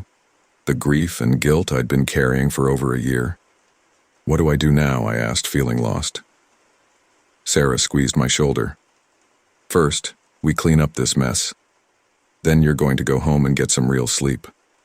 And when you wake up, we're going to call Dr. Ramirez and explain the situation. He can refer you to a grief counselor who specializes in working with medical professionals. I nodded, too exhausted to argue. As we began tidying up the records room, putting files back in their proper places, I felt a strange mix of emotions. Disappointment that my research hadn't yielded the answers I was looking for. Relief at finally sharing the burden I'd been carrying. And underneath it all, a lingering fear. What if Sarah was wrong? What if the ghost was real, and I was turning my back on Emily by accepting this rational explanation? As if reading my thoughts, Sarah paused in her cleaning and turned to me. Lisa, accepting help doesn't mean you're giving up on Emily. It doesn't mean you care any less. It just means you're taking care of yourself too. And that's something Emily would want, don't you think? I felt tears well up in my eyes at her words. You're right, I whispered. She would. She always hated seeing any of us upset. Sarah smiled softly. Exactly. So let's honor her memory by taking care of ourselves, okay? No more all-night research sessions. As we finished cleaning and prepared to leave the records room, I cast one last glance at Emily's file. Part of me still wanted to grab it, to continue searching for answers. But I resisted the urge. Goodbye, Emily, I whispered, too quietly for Sarah to hear. I'm sorry I couldn't save you. But I promise, I'll find a way to make peace with what happened, for both our sakes. As we walked out of the records room, the weight of all those files and unanswered questions seemed to lift slightly from my shoulders. The research spiral had led me down a dark path, but maybe, just maybe, it had also led me to the first step towards healing. I knew the road ahead wouldn't be easy. The ghost, real or imagined, wouldn't simply disappear overnight. But for the first time in months, I felt a glimmer of hope. Hope that with help, with support, I could face my guilt and grief head-on. As Sarah and I parted ways in the hospital parking lot, she gave me one last hug. Remember, she said, you're not alone in this. We're all here for you. I nodded, feeling a lump form in my throat. Thank you, Sarah, for everything. As I drove home, the rising sun painting the sky in shades of pink and gold, I felt a sense of calm wash over me. The research spiral had ended, but a new journey was just beginning. A journey towards understanding, acceptance, and maybe eventually peace. The fluorescent lights of the hospital records room buzzed softly overhead as I sat, surrounded by a sea of patient files. My hands trembled as I reached for the one I'd been avoiding, the one I knew would change everything. Emily Carter's file. I'd spent countless nights in this room, searching for answers, trying to understand why Emily's ghost had been haunting me. But deep down, I think I always knew. I just wasn't ready to face it. As I opened the file, a small photograph slipped out. Emily's bright smile beamed up at me, her eyes full of life and hope. A stark contrast to the ghostly figure that had been visiting me nightly. "I'm so sorry, Emily," I whispered, tracing her face with a shaking finger. "Lisa, are you down here again?" I jumped at the sound of Sarah's voice, nearly knocking over a stack of files. "Yeah, I'm here," I called out, my voice hoarse from disuse. Sarah rounded the corner, her eyes widening as she took in the chaos surrounding me. "Oh, Lisa," she sighed, her voice a mixture of concern and exasperation. "I thought we talked about this. You can't keep doing this to yourself." I nodded, feeling tears prick at the corners of my eyes. I know. But Sarah, I think I found it. The reason why Emily's been haunting me." Sarah's brow furrowed as she pulled up a chair next to me. "Lisa, we've been over this. There's no ghost. You're dealing with unresolved grief and—" "No," I interrupted, my voice stronger than I expected. "It's not just grief, Sarah. It's guilt. Because I made a mistake. A terrible mistake." Sarah's eyes widened. "What are you talking about?" With trembling hands, I pushed Emily's file towards her. "Look at the medication log from the night she died." Sarah gave me a skeptical look but obliged, her eyes scanning the document. I saw the moment she realized what I was referring to. Her face paled, and she looked up at me in shock. "Lisa, this can't be right. The dosage, it's 10 times what it should have been." I finished for her, my voice barely above a whisper. "I made the mistake. Sarah, I administered the wrong dosage. I killed her." The silence that followed was deafening. Sarah stared at me, her mouth opening and closing as she struggled to find words. Finally, she spoke. "Lisa, are you sure? Maybe it was just a documentation error." "Maybe." "It wasn't," I cut her off, shaking my head. I remember that night. I was exhausted, working a double shift. I made the calculation in my head instead of double-checking, and I got it wrong. Sarah reached out, grasping my hand tightly. "Oh, Lisa, why didn't you say something? All this time." I laughed bitterly, tears now flowing freely down my cheeks. How could I? I made a mistake that cost a child her life. I couldn't face it. So I convinced myself it was just a tragic, unavoidable loss. I buried the truth so deep I almost believed it myself. "But now the truth has emerged," Sarah said softly, understanding dawning in her eyes. "That's why you've been seeing her ghost. Your subconscious wouldn't let you forget."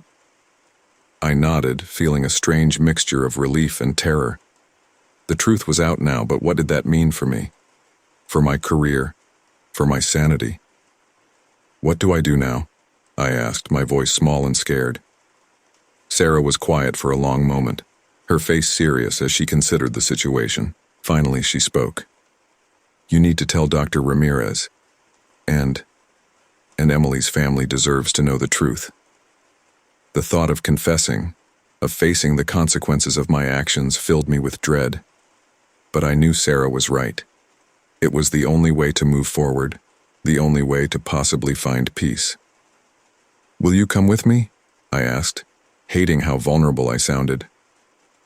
"When I talk to Dr. Ramirez?" Sarah nodded without hesitation. "Of course, every step of the way." As we made our way to Dr. Ramirez's office, my heart pounded in my chest. Each step felt like I was walking towards my own execution. But there was also a sense of relief. The truth was finally emerging, and with it, the possibility of redemption.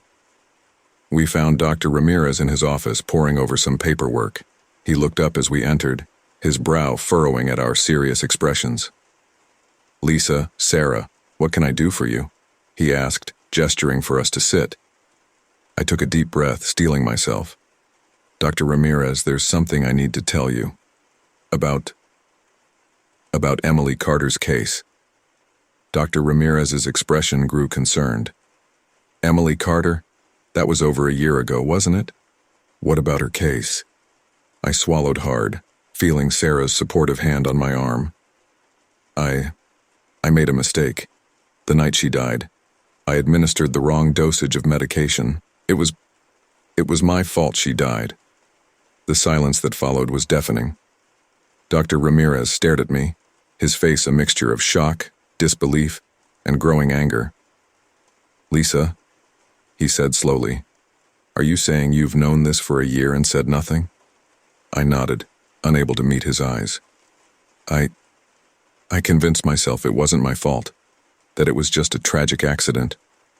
But I can't keep lying to myself, or to you, or to Emily's family. Dr. Ramirez leaned back in his chair, running a hand over his face. "My God, Lisa. Do you understand the implications of what you're saying? The legal ramifications? The ethical violations?" "I do," I whispered, feeling tears start to fall again. "And I'm prepared to face the consequences, whatever they may be." Dr. Ramirez was quiet for a long moment, his face unreadable. Finally, he spoke. "I appreciate your honesty, Lisa. Late though it may be. But you understand I'll have to report this to the board. And to the authorities." I nodded, a strange sense of calm washing over me. "I understand. I'm ready to face whatever comes next." As Dr. Ramirez picked up his phone to make the necessary calls, Sarah squeezed my hand. "You did the right thing," she whispered. "It won't be easy, but it's the first step towards making things right." The next few hours passed in a blur. There were more conversations, more explanations. I had to recount the events of that night in excruciating detail, reliving every moment of my fatal mistake. As the day wore on, the reality of my situation began to sink in. My nursing license would likely be suspended, possibly revoked entirely. There would be legal consequences, maybe even criminal charges. My career, my life as I knew it, was over. But strangely, I felt a sense of peace I hadn't experienced in over a year. The truth was out now. The weight of my secret was lifted. As I sat in an empty conference room, waiting for the next round of questions, I felt a familiar chill in the air. Looking up, I saw her, Emily. But this time she wasn't the terrifying specter of my nightmares. She looked peaceful. "I'm so sorry, Emily," I whispered, tears flowing freely. "I'm so sorry." The ghostly figure of Emily smiled softly, then slowly faded away. I knew somehow that this was the last time I would see her. A knock on the door startled me out of my reverie. Sarah poked her head in, her face etched with concern. "Hey," she said softly. "How are you holding up?" I gave her a wan smile. "As well as can be expected, I guess. It's a relief, in a way, to finally tell the truth." Sarah nodded, coming to sit beside me. "I'm proud of you, Lisa. What you did today, it took incredible courage." "I don't feel very courageous," I admitted. "I feel terrified, and ashamed, and lost." Sarah took my hand, squeezing it gently. "Those feelings are valid, but Lisa, what you did today was the first step towards making things right, towards healing, not just for yourself, but for Emily's family too." I nodded, feeling fresh tears well up. I wish I could go back, do it all differently." "We can't change the past," Sarah said softly, "but we can learn from it, grow from it, use it to become better." As we sat there in silence, I felt a glimmer of hope. The road ahead would be hard, there was no doubt about that. But for the first time in over a year, I felt like I could breathe. The truth had emerged, and with it, the possibility of redemption. "What happens now?" I asked, my voice small. Sarah squeezed my hand again. Now we take it one day at a time. You face the consequences of your actions, but you also work on forgiving yourself. And I'll be here, every step of the way. As we left the hospital that evening, the setting sun painting the sky in shades of orange and pink, I felt like I was stepping into a new chapter of my life. One filled with uncertainty and challenges, but also with the potential for growth and healing. The truth had emerged, bringing with it pain and loss, but also perhaps the first steps towards finding peace. For myself, for Emily's family, and for the ghostly child who had haunted my nights for so long. As I got into my car, I caught a glimpse of movement in my rearview mirror. For a moment, just a moment, I thought I saw Emily, but this time, she was smiling, a look of peace on her face. And as I drove away from the hospital, leaving behind the life I had known, I realized that the truth emerging wasn't an end. It was a beginning, a chance to make amends, to grow, to become the person and the nurse I always should have been. The road ahead would be difficult, but for the first time in a long time, I felt ready to face it. The truth had set me free, in more ways than one. The ghostly visitations had been terrifying enough, but now, the hauntings were becoming more aggressive. It was no longer just a spectral child at the foot of my bed at 3:33 a.m. Now the malevolent presence followed me throughout my waking hours, making every moment a waking nightmare. I stumbled into my apartment, my hands trembling as I locked the door behind me. My breath came in ragged gasps, and I struggled to calm my racing heart. Every shadow seemed to shift and writhe, as if alive with dark intent. The clock on the wall read 11:45 p.m., still hours before the dreaded 3:33, but the terror had already begun. In the kitchen, I reached for a glass of water, my hands shaking so badly that I spilled more than I drank. As I turned to leave, I froze. The refrigerator door, which I was certain I had closed, stood ajar.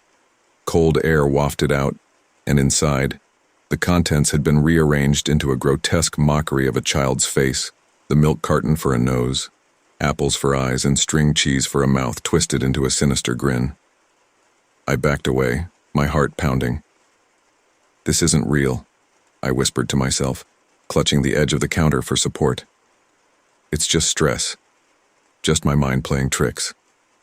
But as I turned, I saw them, scratches, deep and red, crisscrossing my forearms. They hadn't been there a moment ago. Panic surged through me. I stumbled into the living room, my eyes darting around, looking for the source of this unseen tormentor. The TV flickered on by itself, the screen filled with static. I approached it cautiously, my reflection ghostly in the screen. And then, amidst the static, a face appeared. Emily's face.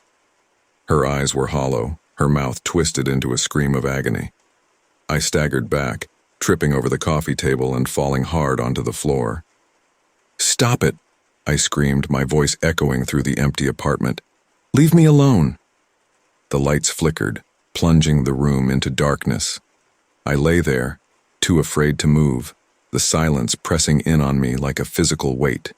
And then, from the darkness, came the sound of tiny, pattering footsteps. They circled me, closer and closer, until they stopped right beside my head. I felt a cold, clammy hand brush against my cheek, and I jerked away, scrambling to my feet. The lights flickered back on, revealing an empty room. My heart hammered in my chest as I backed away, my eyes darting around for any sign of the ghostly child. In the hallway, the photographs on the wall had been knocked askew, and the words, "Remember me," were scrawled in what looked like blood across the white paint. The sight of it made bile rise in my throat. I had to get out. I couldn't stay here. I had to escape this torment. I grabbed my keys and fled the apartment, not caring where I went as long as it was away from that place. I drove aimlessly through the darkened streets, my mind racing. What did Emily want from me? How could I make it stop? I found myself outside the hospital, the place where it all began. The parking lot was nearly empty, and I sat there, gripping the steering wheel, trying to gather my thoughts. Maybe there was something I had missed, some piece of the puzzle that would explain why this was happening. With a deep breath, I made my way inside. The hospital was eerily quiet at this hour, the fluorescent lights casting a cold, sterile glow. I headed for the records room, hoping to find some clue that would help me understand. As I searched through the files, a cold breeze brushed against my neck, sending a shiver down my spine. I turned, and there she was, Emily, standing in the doorway, her hollow eyes fixed on me. Her mouth opened, and a low, guttural moan filled the room. "Remember?" she whispered, her voice echoing through the room. "Remember what you did." Tears streamed down my face as I fell to my knees. "I'm sorry," I sobbed. "I'm so sorry, Emily. Please, just tell me what to do. How can I make this right?" The ghostly figure of Emily approached, her form flickering like a faulty light bulb. She reached out, her cold hand gripping my wrist, the touch sending a jolt of pain through me. And then, as suddenly as she appeared, she was gone, leaving me alone in the records room. I looked down at my wrist, where her hand had touched. There, carved into my skin, were the words, "Confess." The message was clear. To end this nightmare, I had to face the truth, no matter the cost. I knew what I had to do. It was time to confess my mistake, to face the consequences, and to seek forgiveness, for Emily and for myself. As I stood up, a sense of resolve washed over me. The path ahead would be painful, but it was the only way to end this haunting and find peace. With shaking hands, I reached for my phone and dialed Dr. Ramirez's number. It was time to bring the truth into the light. I stumbled out of the records room, my heart racing, and the word "confess" still burning into my skin like a brand. The hospital, usually a place of healing and solace, now felt like a labyrinth of guilt and despair. My legs felt like lead as I made my way to Dr. Ramirez's office. I had to tell him the truth, no matter the consequences.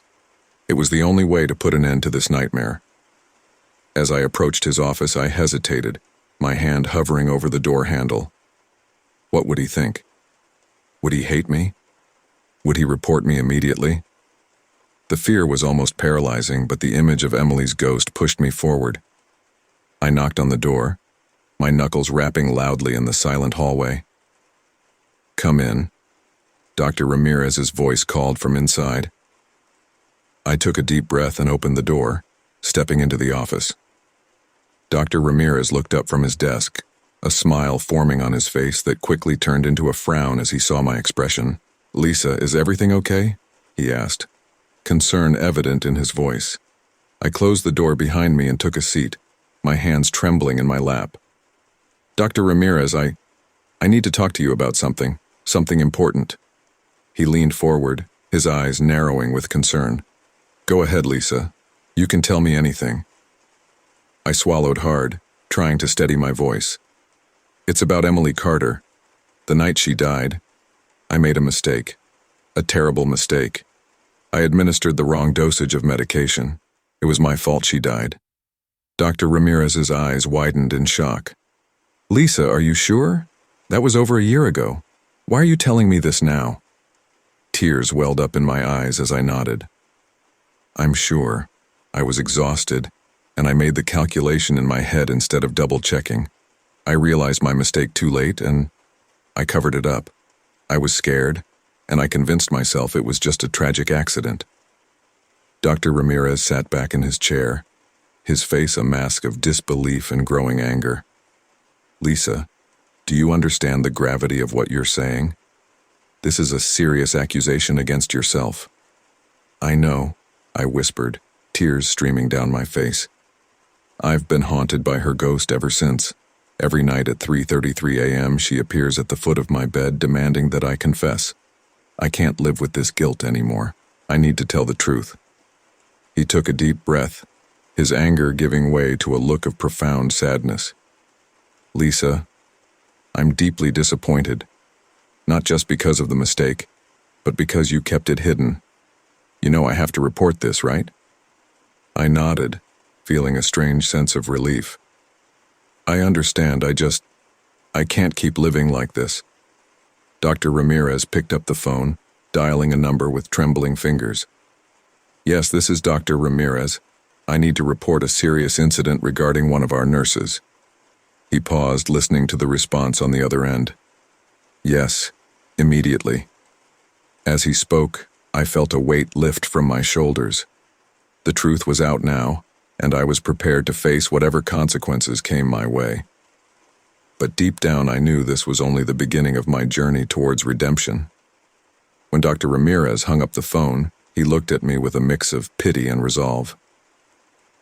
"Lisa, I want you to go home and get some rest. There will be an investigation and you'll need to be available for questioning. But for now, try to take care of yourself." I nodded, standing up on shaky legs. "Thank you, Dr. Ramirez. I'm so sorry." He sighed, rubbing his temples. "Go home, Lisa. We'll deal with this in the morning."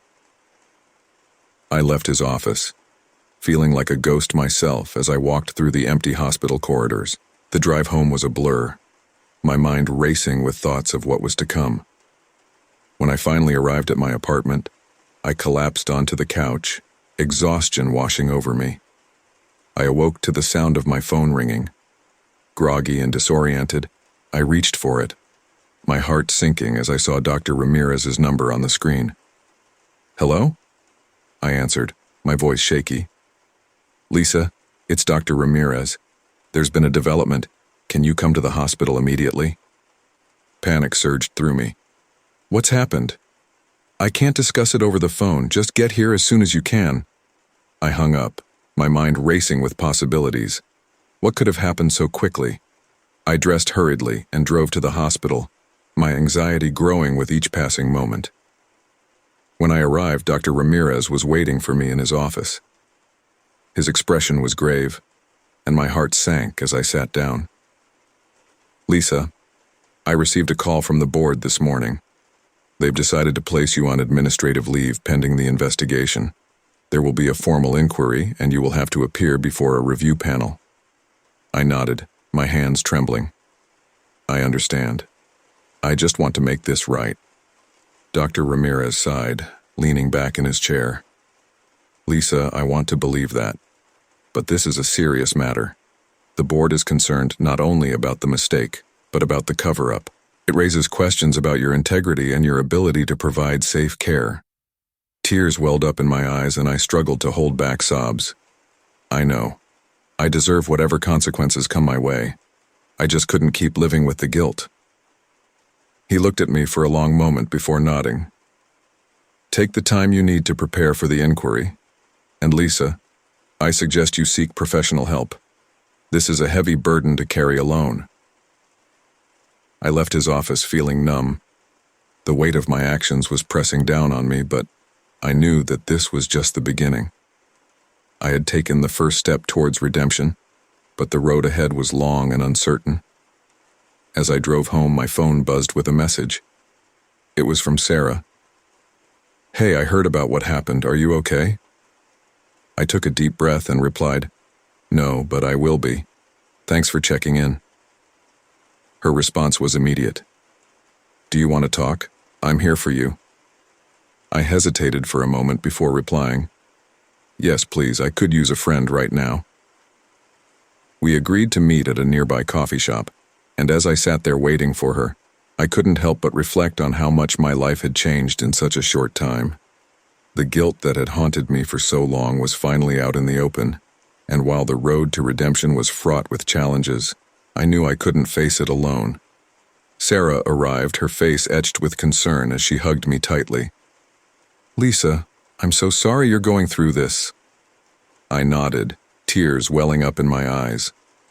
"Thank you, Sarah. I don't know what I would do without you." We sat down and I poured out my heart, telling her everything that had happened.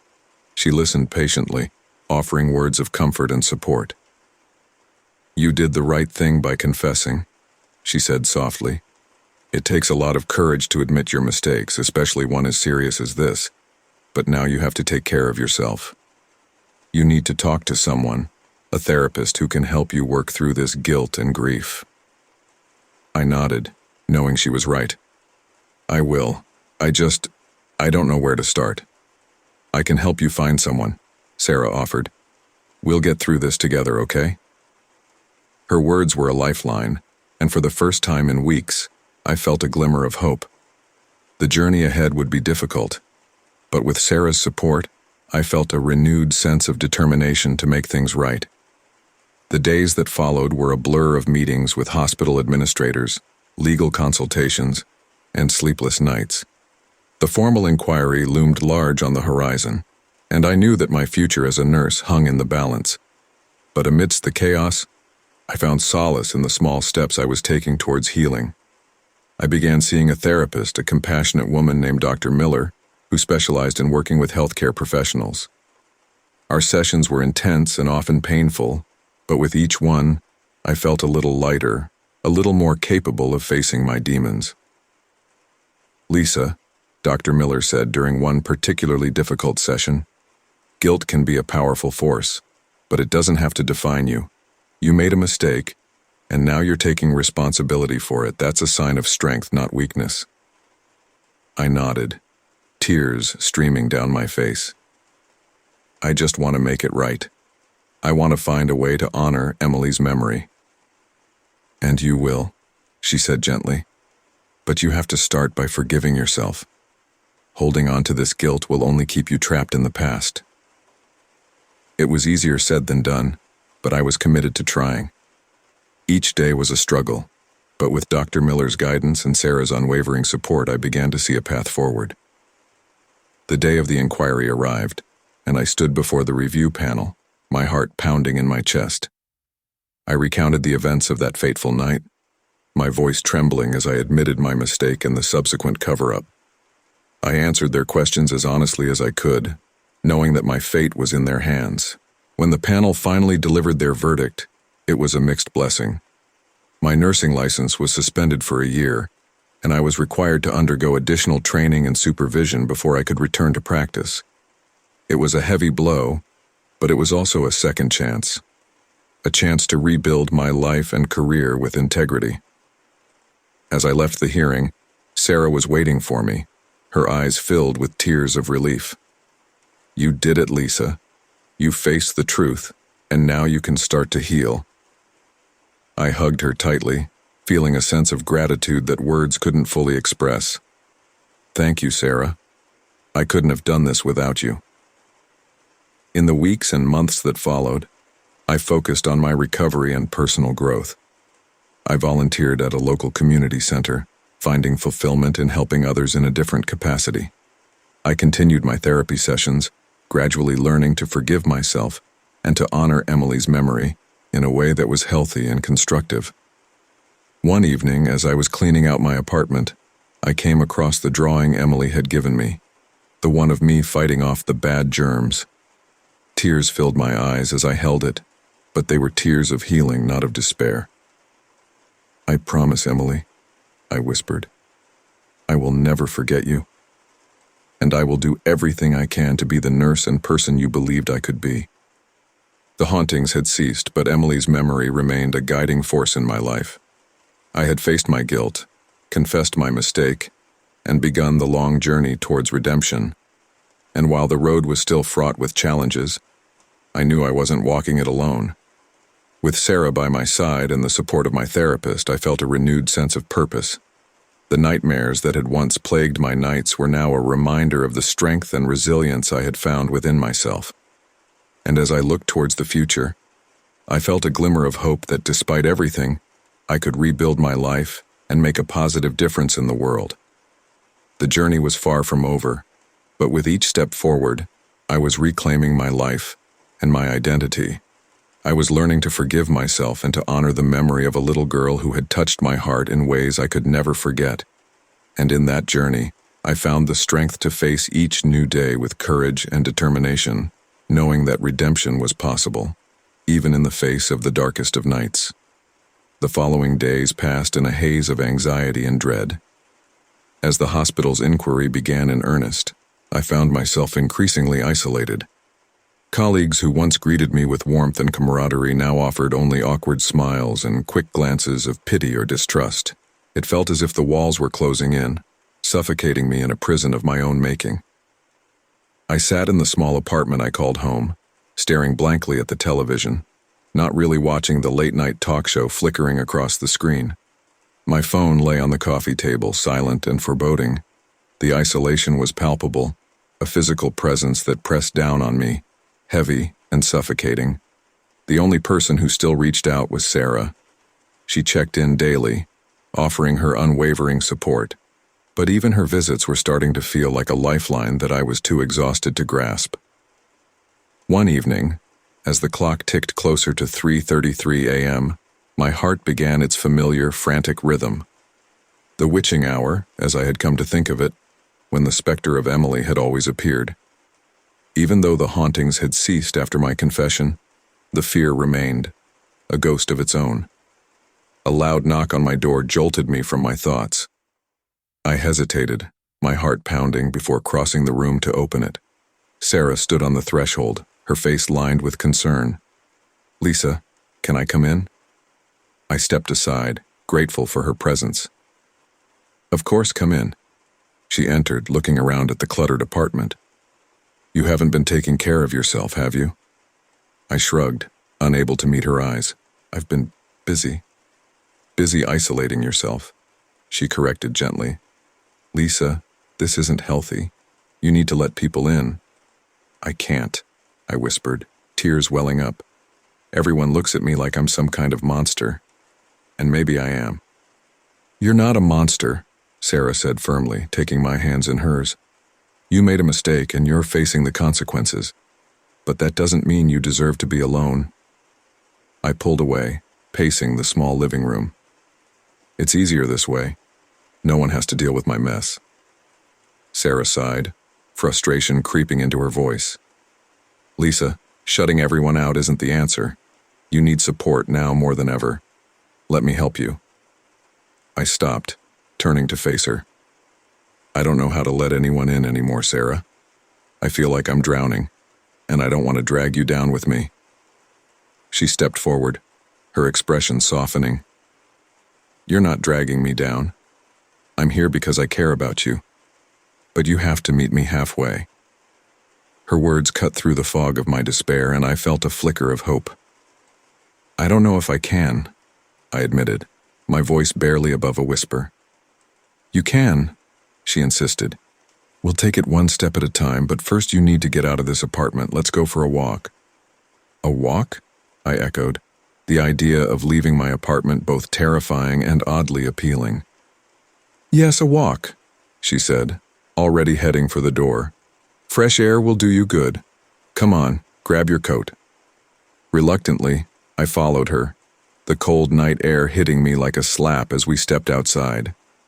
We walked in silence for a while, the quiet of the city at this late hour almost comforting. After a few blocks, Sarah spoke again. "Remember when we first met?" I smiled faintly at the memory. "Of course. It was my first day at the hospital. I was so nervous, and you were the first person to make me feel welcome. And now it's my turn to make you feel welcome again," she said softly. "You've always been there for others, Lisa. Now let us be there for you." Her words broke through the wall I'd built around myself, and I felt a sob rising in my throat. "I don't know what to do, Sarah. I feel so lost." She stopped, turning to face me. "You start by taking one step at a time, and you let yourself be human. It's okay to need help. It's okay to lean on your friends." I nodded, tears streaming down my face. "Thank you, Sarah, for not giving up on me." "Never," she said firmly, pulling me into a hug. "We'll get through this together. You're not alone, Lisa. Remember that." As we continued our walk, I felt a small spark of hope rekindling within me. The road ahead was still daunting, but for the first time in a long while, I felt like I might not have to walk it alone. The next day, I took Sarah's advice to heart. I reached out to a few colleagues, people I had considered friends before everything fell apart. Their responses varied.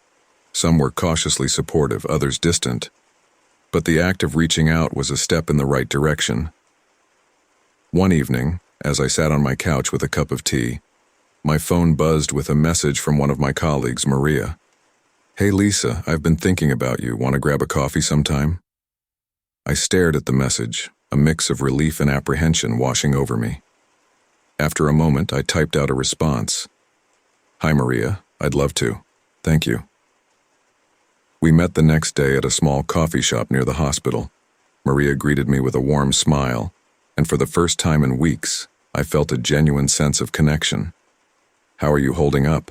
She asked, concern evident in her eyes. I shrugged, taking a sip of my coffee. It's been tough, but I'm trying to take things one day at a time. She nodded, reaching across the table to squeeze my hand. That's all you can do. And remember, you have people who care about you. Don't shut us out. I felt tears prick at the corners of my eyes. Thank you, Maria. That means a lot. As we talked, I found myself opening up about my fears and anxieties, the isolation I'd been feeling. Maria listened without judgment, offering words of encouragement and support. You know, she said thoughtfully, the hospital is organizing a support group for staff. It might be helpful for you to join.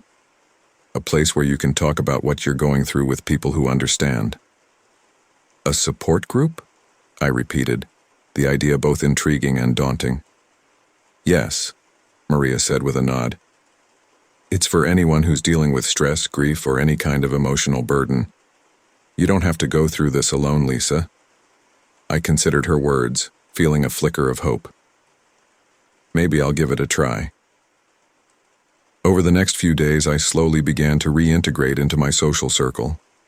It was a delicate process, filled with moments of doubt and hesitation, but each step forward felt like a small victory. The support group that Maria had mentioned turned out to be a lifeline. I attended the first meeting with trepidation, unsure of what to expect.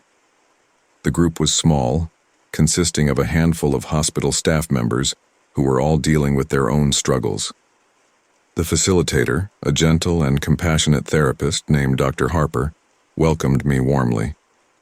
Thank you for joining us, Lisa, she said, her voice soothing. This is a safe space where you can share your experiences and find support. I nodded, feeling a lump form in my throat. As the meeting began, I listened to the others share their stories, tales of loss, burnout, and emotional pain.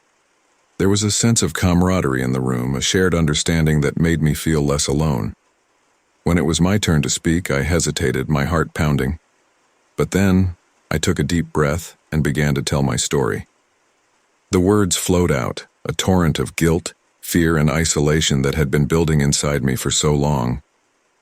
By the time I finished, tears were streaming down my face, but I felt a sense of relief. The group responded with empathy and understanding, their support a balm to my wounded soul.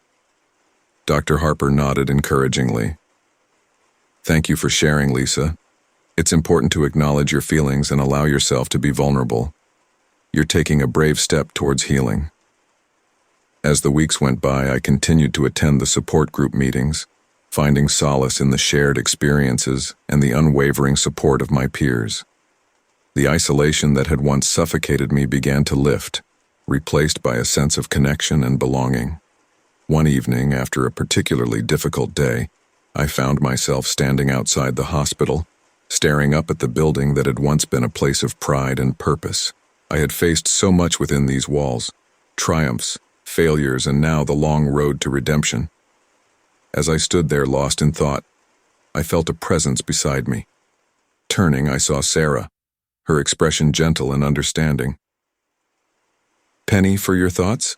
She asked, her voice a comforting balm. I smiled faintly, tears welling up in my eyes. Just thinking about everything. How far I've come, and how far I still have to go. Sarah nodded, slipping her arm around my shoulders. You've made incredible progress, Lisa, and you're not alone. We're all here for you every step of the way.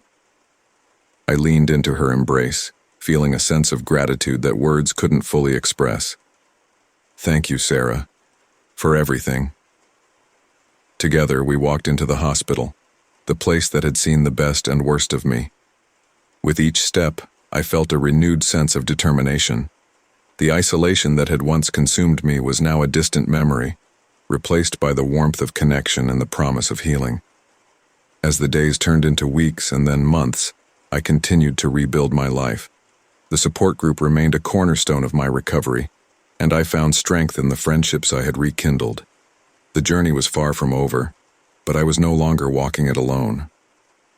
One evening, as I sat in my apartment, reflecting on the progress I had made, my phone buzzed with a message. It was from Dr. Harper. "Hi, Lisa. I just wanted to let you know that the hospital board has reviewed your case. Your suspension will be lifted next month, and you will be allowed to return to work with additional supervision and training. You've come a long way, and we're all proud of you." Tears filled my eyes as I read the message. It was a second chance, an opportunity to rebuild my career and continue doing the work I loved. I replied with a heartfelt "thank you," feeling a sense of hope and anticipation. As I prepared to return to the hospital, I knew that the road ahead would still be challenging. There would be moments of doubt and fear, but I was stronger now, armed with the support of my friends and the lessons I had learned. On my first day back, I walked through the hospital doors with a mixture of nervousness and excitement. The familiar sights and sounds filled me with a sense of purpose, and I felt a renewed determination to make a positive difference. Sarah was waiting for me in the lobby, her smile radiant with pride. "Welcome back, Lisa. We've missed you." I hugged her tightly, feeling a rush of emotions. "Thank you, Sarah. It feels good to be back." As we walked through the hospital together, I felt a sense of closure. The isolation that had once threatened to consume me was now a distant memory, replaced by the warmth of connection and the promise of a brighter future. The journey had been long and difficult, but it had also been transformative. I had faced my demons, confessed my mistakes, and found the strength to rebuild my life. And through it all, I had discovered the power of friendship, support, and the resilience of the human spirit. With each step forward, I carried the lessons of the past with me, determined to honor Emily's memory and to be the nurse and person I had always aspired to be. The road ahead was still uncertain, but I was ready to face it with courage, hope, and the unwavering belief that redemption was possible. The relentless guilt and the specter of Emily had worn me down to a shadow of my former self. After my confession to Dr. Ramirez, I had hoped for some relief, but the weight of my mistake still hung over me like a dark cloud. Nights were particularly difficult. Even though Emily's ghost no longer appeared at 3:33 a.m., I still woke up at that exact time, drenched in sweat and fear. One evening, I sat alone in my apartment, the silence pressing in on me. My phone buzzed, and I saw a message from Sarah. "Thinking of you. Remember, you're not alone. Let's grab lunch tomorrow." I typed out a quick response, agreeing to meet her. Sarah had been my rock through this ordeal, and I was grateful for her unwavering support. As I prepared for bed, a sense of unease settled over me. I had a feeling that tonight would be different. As I lay in the dark, my mind raced with thoughts of the inquiry, the investigation, and the uncertain future. I was just beginning to drift off when a cold breeze swept through the room, and I felt an icy touch on my shoulder. My eyes snapped open, and I saw her, Emily.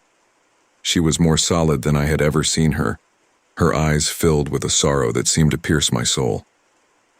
"Emily," I whispered, my voice trembling. "You need to confess," she said, her voice echoing in the quiet room. "Truly confess." "I already did," I replied, my voice barely audible. "I told Dr. Ramirez the board knows. What more can I do?" Emily shook her head, her expression pained. "Not just to them. You need to tell my parents. They deserve to know the truth. It's the only way for both of us to find peace." The thought of facing Emily's parents filled me with dread. How could I possibly confront them, knowing I was responsible for their daughter's death? But deep down, I knew she was right. They deserved to hear the truth from me, not from a faceless inquiry panel. Tears filled my eyes as I nodded. Okay, Emily. I'll do it. I'll tell them. Her figure began to fade, but her voice lingered. Do it soon, Lisa. Time is running out. I woke up the next morning feeling a sense of resolve. The idea of facing Emily's parents was terrifying, but it was the right thing to do. I got dressed and headed to the coffee shop to meet Sarah, determined to share my decision with her. When I arrived, Sarah was already there, sipping her coffee and scrolling through her phone. She looked up and smiled as I approached. Hey Lisa, how are you holding up?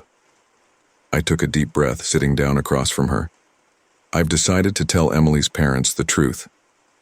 Sarah's eyes widened in surprise. Are you sure? That's a huge step. I know, I said, my voice steady, but it's the right thing to do. They deserve to hear the truth from me. Emily came to me last night and told me it's the only way for both of us to find peace. Sarah reached across the table and took my hand, her expression filled with concern and admiration. I think you're incredibly brave, Lisa. If there's anything I can do to help, just let me know. Actually, I said, feeling a knot of anxiety form in my stomach, I'd really appreciate it if you could come with me. I don't think I can do this alone. Of course, Sarah said without hesitation. I'll be there for you, every step of the way. We spent the rest of the morning planning how to approach Emily's parents. It was a delicate situation, and I wanted to be as respectful and compassionate as possible. Sarah suggested we call them first to arrange a meeting, and I agreed. That afternoon, I sat in my apartment, staring at my phone, my heart pounding in my chest. With trembling hands, I dialed the number I had found in Emily's file. The phone rang several times before a woman's voice answered. Hello? Hi, Mrs. Carter, I said, my voice shaking. This is Lisa Johnson. I was one of the nurses who took care of Emily at the hospital.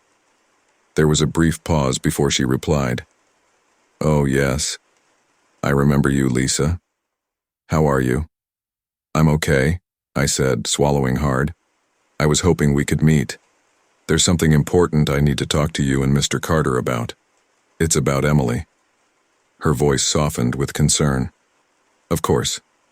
When would be a good time for you? Tomorrow, if that's okay, I said, my anxiety mounting.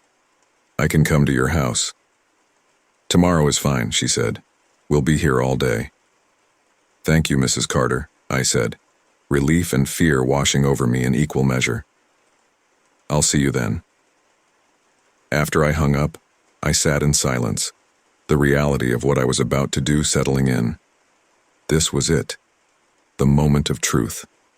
I had made my decision, and there was no turning back. The next day, Sarah picked me up, and we drove to the Carter's house in silence. The weight of what I was about to do hung heavy in the air. When we arrived, I took a deep breath, trying to steady my nerves. You ready? Sarah asked, squeezing my hand.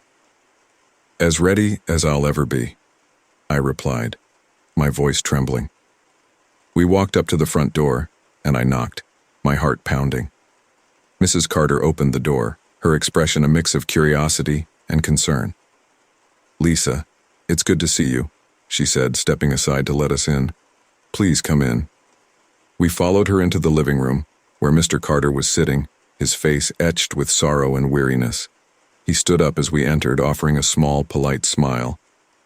Mr. and Mrs. Carter, I began, my voice shaking. Thank you for agreeing to meet with me. This is my friend Sarah. She's been a great support to me. They nodded, and we all sat down, an uncomfortable silence filling the room.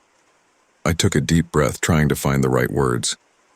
I've been carrying a heavy burden, I began, my voice trembling. And I need to tell you the truth about what happened the night Emily died. Mrs. Carter's eyes widened in shock, and Mr. Carter's expression hardened. I could see the pain and anger in their eyes, and it took all my strength to continue. I made a mistake, I said, tears streaming down my face. I was exhausted, and I administered the wrong dosage of medication. I didn't realize my mistake until it was too late, and I covered it up. I was scared, and I convinced myself it was just a tragic accident. But it wasn't. It was my fault. The room was silent, the weight of my confession hanging heavy in the air. Mrs. Carter began to cry, her shoulders shaking with sobs.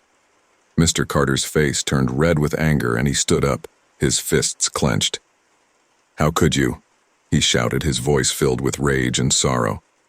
"How could you do this to our daughter? How could you lie to us?" I flinched at his words, feeling the full weight of my guilt and shame. "I'm so sorry," I sobbed. "I can't take back what I did, but I needed to tell you the truth. You deserve to know what happened." Mrs. Carter stood up, her face wet with tears.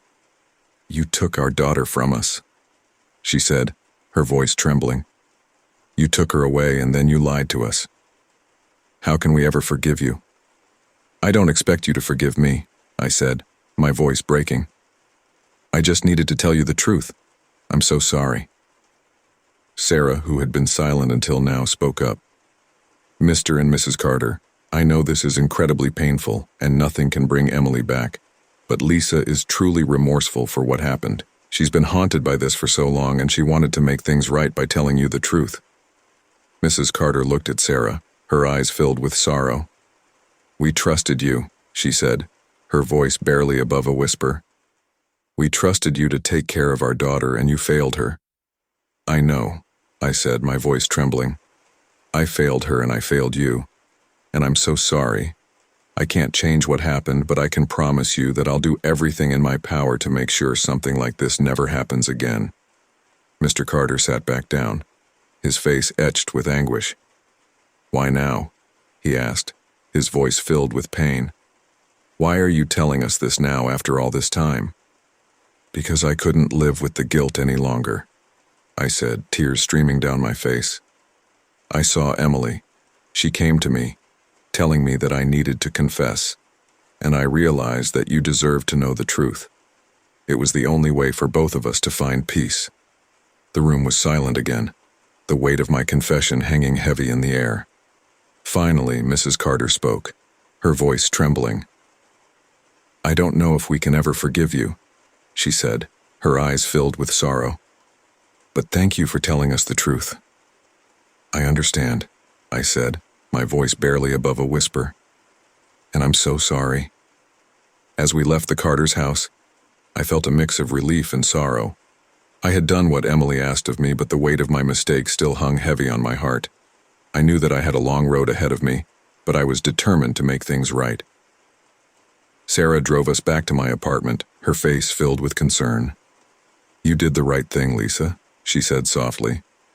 "It was incredibly brave of you." "Thank you, Sarah," I said, my voice trembling. "I don't know what I would have done without you." "You don't have to go through this alone," she said, squeezing my hand. "We'll get through this together." As I walked into my apartment, I felt a sense of exhaustion wash over me. The confrontation with the Carters had taken a toll, but I knew it was a necessary step on the road to redemption. I had faced the truth, and now it was time to continue the journey towards healing. That night, as I lay in bed, I felt a sense of peace that had eluded me for so long. The weight of my guilt was still there, but it was lighter, more bearable. I closed my eyes, hoping for a night of restful sleep. At 3:33 a.m. I woke up, but this time there was no cold breeze, no ghostly presence. Instead, I felt a sense of calm, as if Emily had finally found peace. And in that moment, I knew that I was on the right path. The days that followed were filled with challenges, but also with moments of hope. I continued to attend the support group, finding solace in the shared experiences and the unwavering support of my peers. I began to rebuild my life, one step at a time, determined to honor Emily's memory by becoming the best nurse and person I could be. One evening, as I sat in my apartment reflecting on the progress I had made, my phone buzzed with a message from Dr. Ramirez. "Hi, Lisa. I just wanted to let you know that the hospital board has reviewed your case. Your suspension will be lifted next month and you will be allowed to return to work with additional supervision and training. You've come a long way, and we're all proud of you."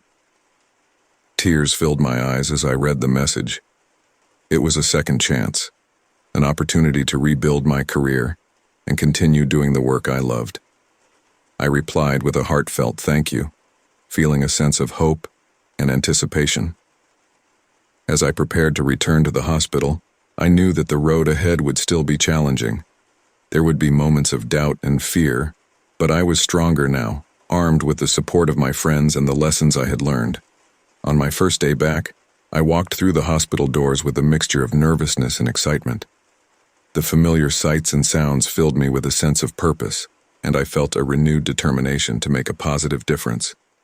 Sarah was waiting for me in the lobby, her smile radiant with pride. "Welcome back, Lisa. We've missed you." I hugged her tightly, feeling a rush of emotions. "Thank you, Sarah. It feels good to be back." As we walked through the hospital together, I felt a sense of closure. The ultimatum that Emily had given me had been fulfilled, and now I was ready to move forward, carrying her memory with me as a reminder of the importance of honesty, integrity, and compassion. The journey had been long and difficult, but it had also been transformative.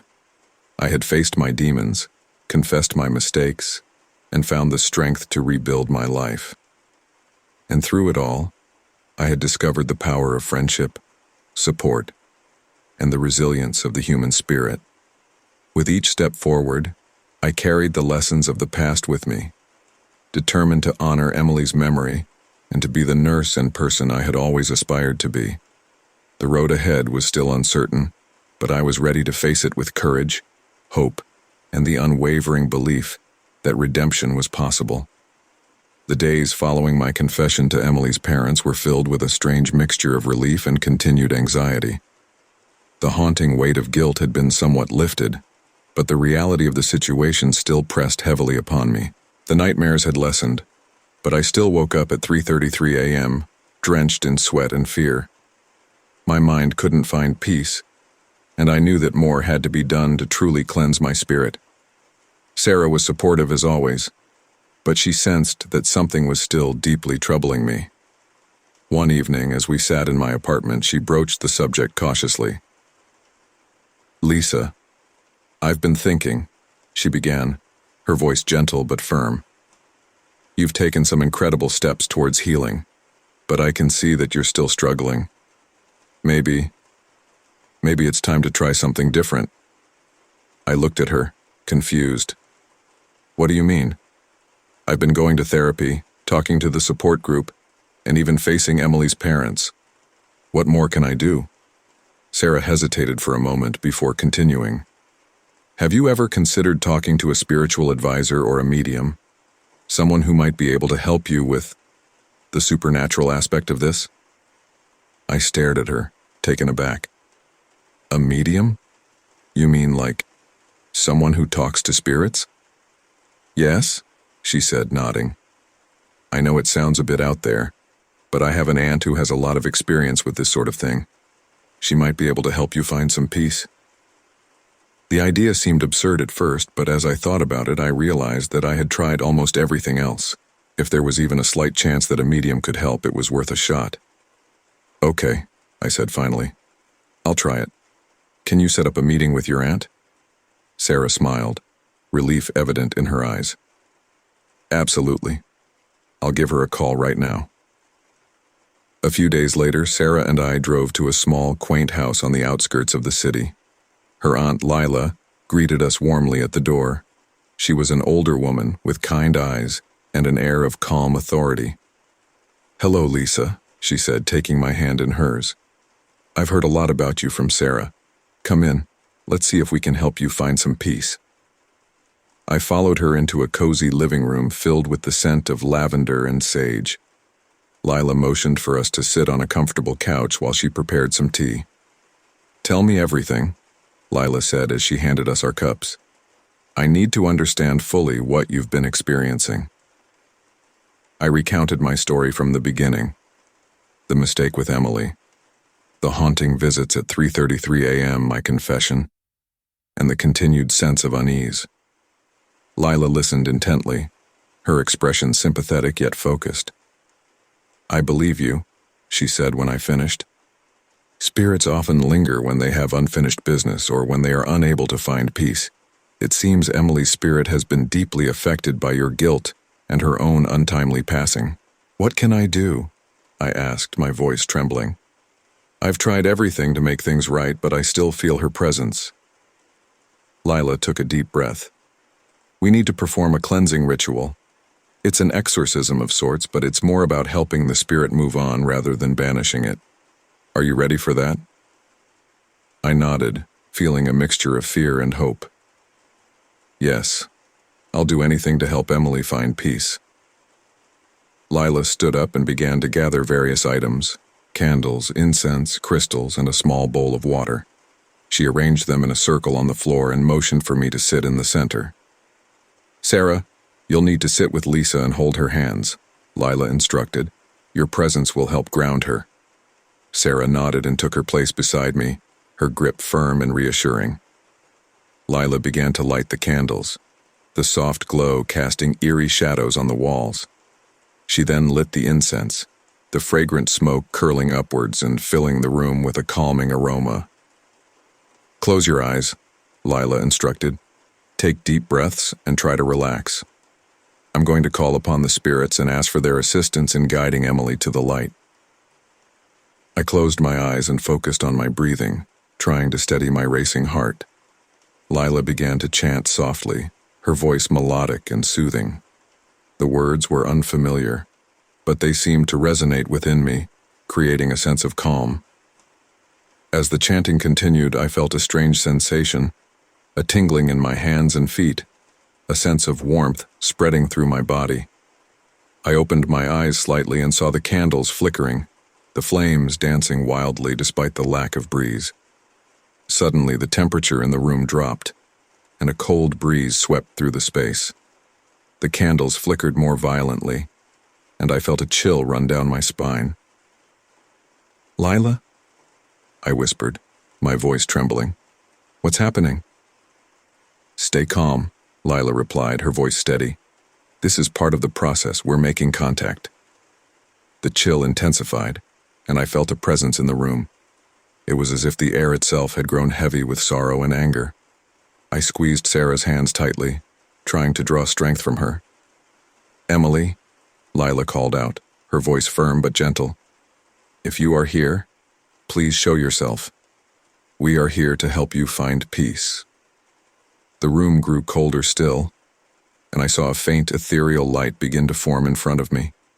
The light grew brighter, and within it, I saw the figure of Emily, her eyes filled with a mixture of sadness and confusion. Emily, I whispered, tears streaming down my face.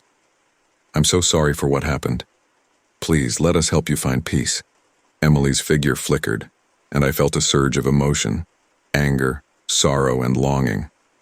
Lila continued to chant, her voice unwavering, as she sprinkled water from the bowl in a circle around us. Emily, you are loved and missed, Lila said softly. It's time for you to move on to the light, let go of the pain and find peace. Emily's figure flickered again, and I felt a rush of cold air. Suddenly the candles blew out, plunging the room into darkness. I gasped, clutching Sarah's hands even tighter. Lila, what's happening? Sarah asked, her voice filled with fear. Stay calm, Lila replied, her voice strained. Something is resisting. Emily, please let go. The temperature in the room plummeted, and I felt an overwhelming sense of dread. Emily's figure flickered violently, and I saw her eyes fill with tears. No, she cried, her voice echoing through the room. I can't leave. I can't find peace. A surge of cold air swept through the room, and I felt a sharp pain in my chest. I cried out, doubling over in agony. Sarah held on to me, her grip like a lifeline. Lila, help her, Sarah shouted, panic rising in her voice. Lila continued to chant, her voice growing louder and more urgent. Emily, you must let go. Release the pain and move towards the light. Emily's figure flickered one last time before disappearing completely. The cold air dissipated, and the room fell silent. I gasped for breath, the pain in my chest slowly subsiding. Lila, I whispered, my voice weak. Is she? Is she gone? Lila knelt beside me, her expression weary. I don't know. I felt a resistance, a powerful force holding her back. We may not have succeeded. Tears filled my eyes as I realized that the exorcism might have failed. What do we do now? I asked, my voice trembling. Lila sighed, placing a comforting hand on my shoulder. Sometimes spirits are bound by unresolved emotions that are too strong for us to break through. We may need to try again, or find another way to help Emily move on. Sarah hugged me tightly, her presence a source of comfort. We'll figure this out, Lisa. We won't give up. In the days that followed, I couldn't shake the feeling of failure. The exorcism had been my last hope for finding peace for both Emily and myself, and it had only deepened my despair. I continued to attend the support group and therapy sessions, but the sense of lingering guilt and sorrow was ever present. One evening, as I sat alone in my apartment, I received a message from Mrs. Carter. It was unexpected, and my heart raced as I read her words. Lisa, could we meet? There's something I need to discuss with you. The request filled me with both hope and trepidation. I agreed to meet her the following day at a local park. As I walked to our meeting spot, I couldn't help but wonder what she wanted to discuss. Had she found out about the failed exorcism? Was she angry? Or did she have something else in mind? When I arrived, Mrs. Carter was already there, sitting on a bench and gazing out at the pond. I approached her nervously, my heart pounding in my chest. Mrs. Carter, I said softly, thank you for meeting with me. She turned to face me, her eyes filled with a mixture of sorrow and understanding. Thank you for coming, Lisa. Please sit. I sat down beside her, the silence between us heavy with unspoken emotions. I wanted to talk to you about Emily, she began, her voice trembling slightly. After you told us the truth, I've been struggling to find a way to forgive you. But then, I realized something. I looked at her, my heart aching. What is it? She took a deep breath, her eyes filled with tears. Emily loved you, Lisa. She talked about you all the time. She trusted you. And I believe that despite everything, she would want us to find a way to heal, to find peace. Tears filled my eyes as I listened to her words. I'm so sorry, Mrs. Carter. I never meant to hurt Emily or your family. I wish I could go back and change what happened. I know, she said softly, but we can't change the past. We can only move forward. I want to try to forgive you, Lisa, for Emily's sake and for our own. Her words were a balm to my wounded soul, and I felt a glimmer of hope. Thank you, I whispered. That means more to me than you can imagine. Mrs. Carter reached into her bag and pulled out a small, worn book. This was Emily's journal. She wrote in it every day. I think it might help you understand her better and maybe find some peace. I took the journal from her, my hands trembling. Thank you. I'll cherish this. We sat in silence for a while, the weight of the past still heavy, but the promise of healing starting to take root. As I walked home, I clutched Emily's journal tightly, feeling a sense of connection to her that I hadn't felt in a long time. That night, I opened the journal and began to read. Emily's words were filled with hope, love, and a zest for life that was infectious. She wrote about her dreams, her fears, and her admiration for the people around her, including me. One entry in particular stood out. Today, Nurse Lisa took extra time to explain my treatment to me. She's always so kind and patient, I feel safe with her. I know she's doing everything she can to help me get better. Tears streamed down my face as I read her words. Despite my mistake, Emily had seen me as a source of comfort and care. I knew that I had to honor her memory by continuing to strive for the compassion and dedication she had seen in me. The failed exorcism had left me feeling defeated, but Emily's journal gave me a renewed sense of purpose. I decided to reach out to Lila again, hoping to find another way to help Emily move on.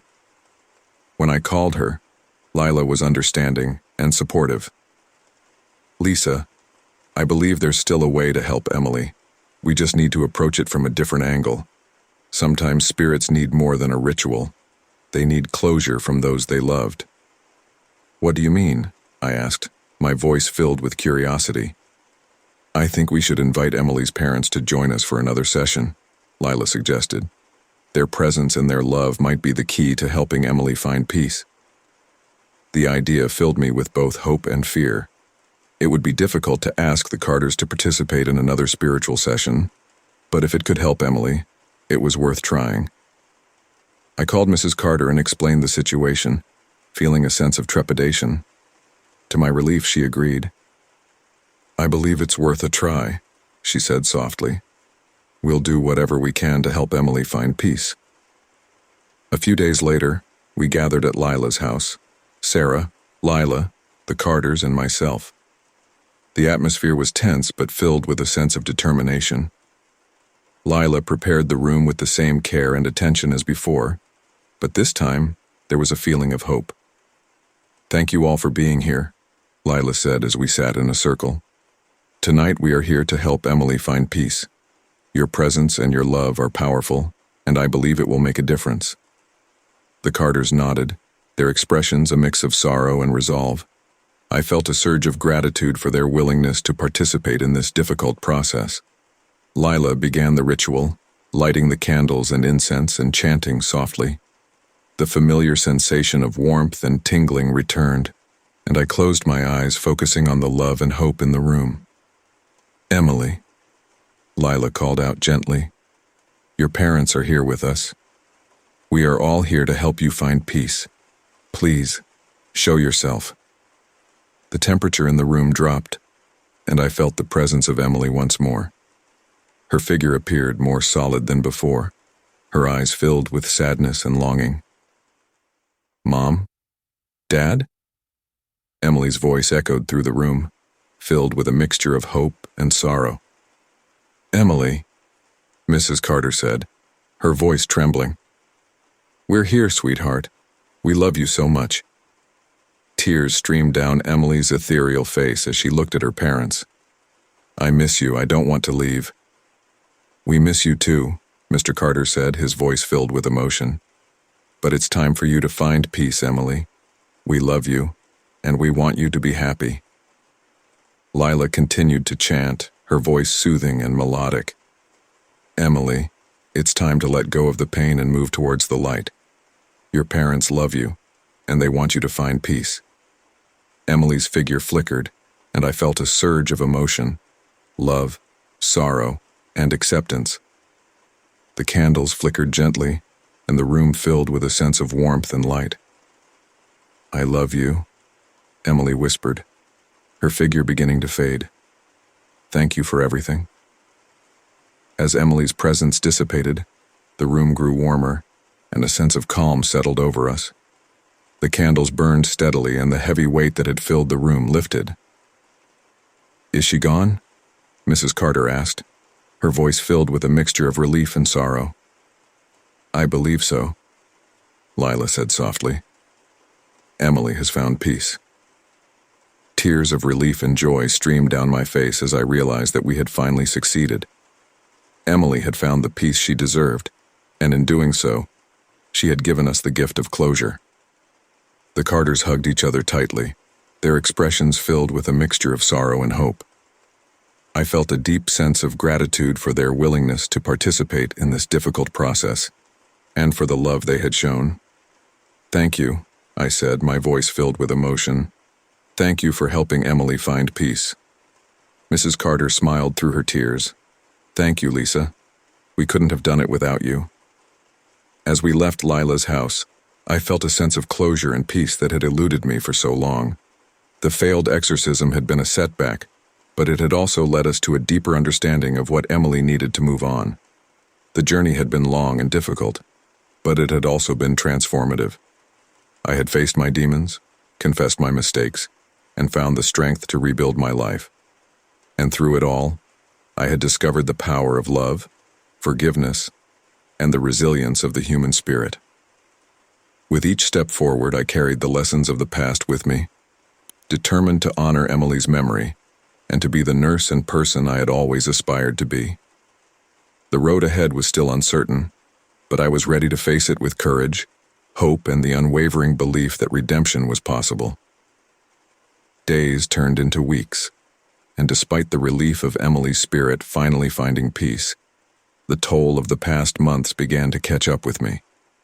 The combination of the hospital inquiry, my public confession, and the emotional weight of facing Emily's parents left me utterly exhausted. I found myself sinking deeper into despair, unable to shake off the feeling that I was unworthy of redemption. One morning, I woke up feeling a heaviness in my chest that I couldn't ignore. The weight of everything seemed unbearable, and for the first time I couldn't see a way forward. I stayed in bed, staring at the ceiling, feeling utterly defeated. I missed the sense of purpose I had once felt as a nurse, the camaraderie with my colleagues, and the certainty that I was making a positive difference in the world. Now, all I felt was an overwhelming sense of failure and guilt.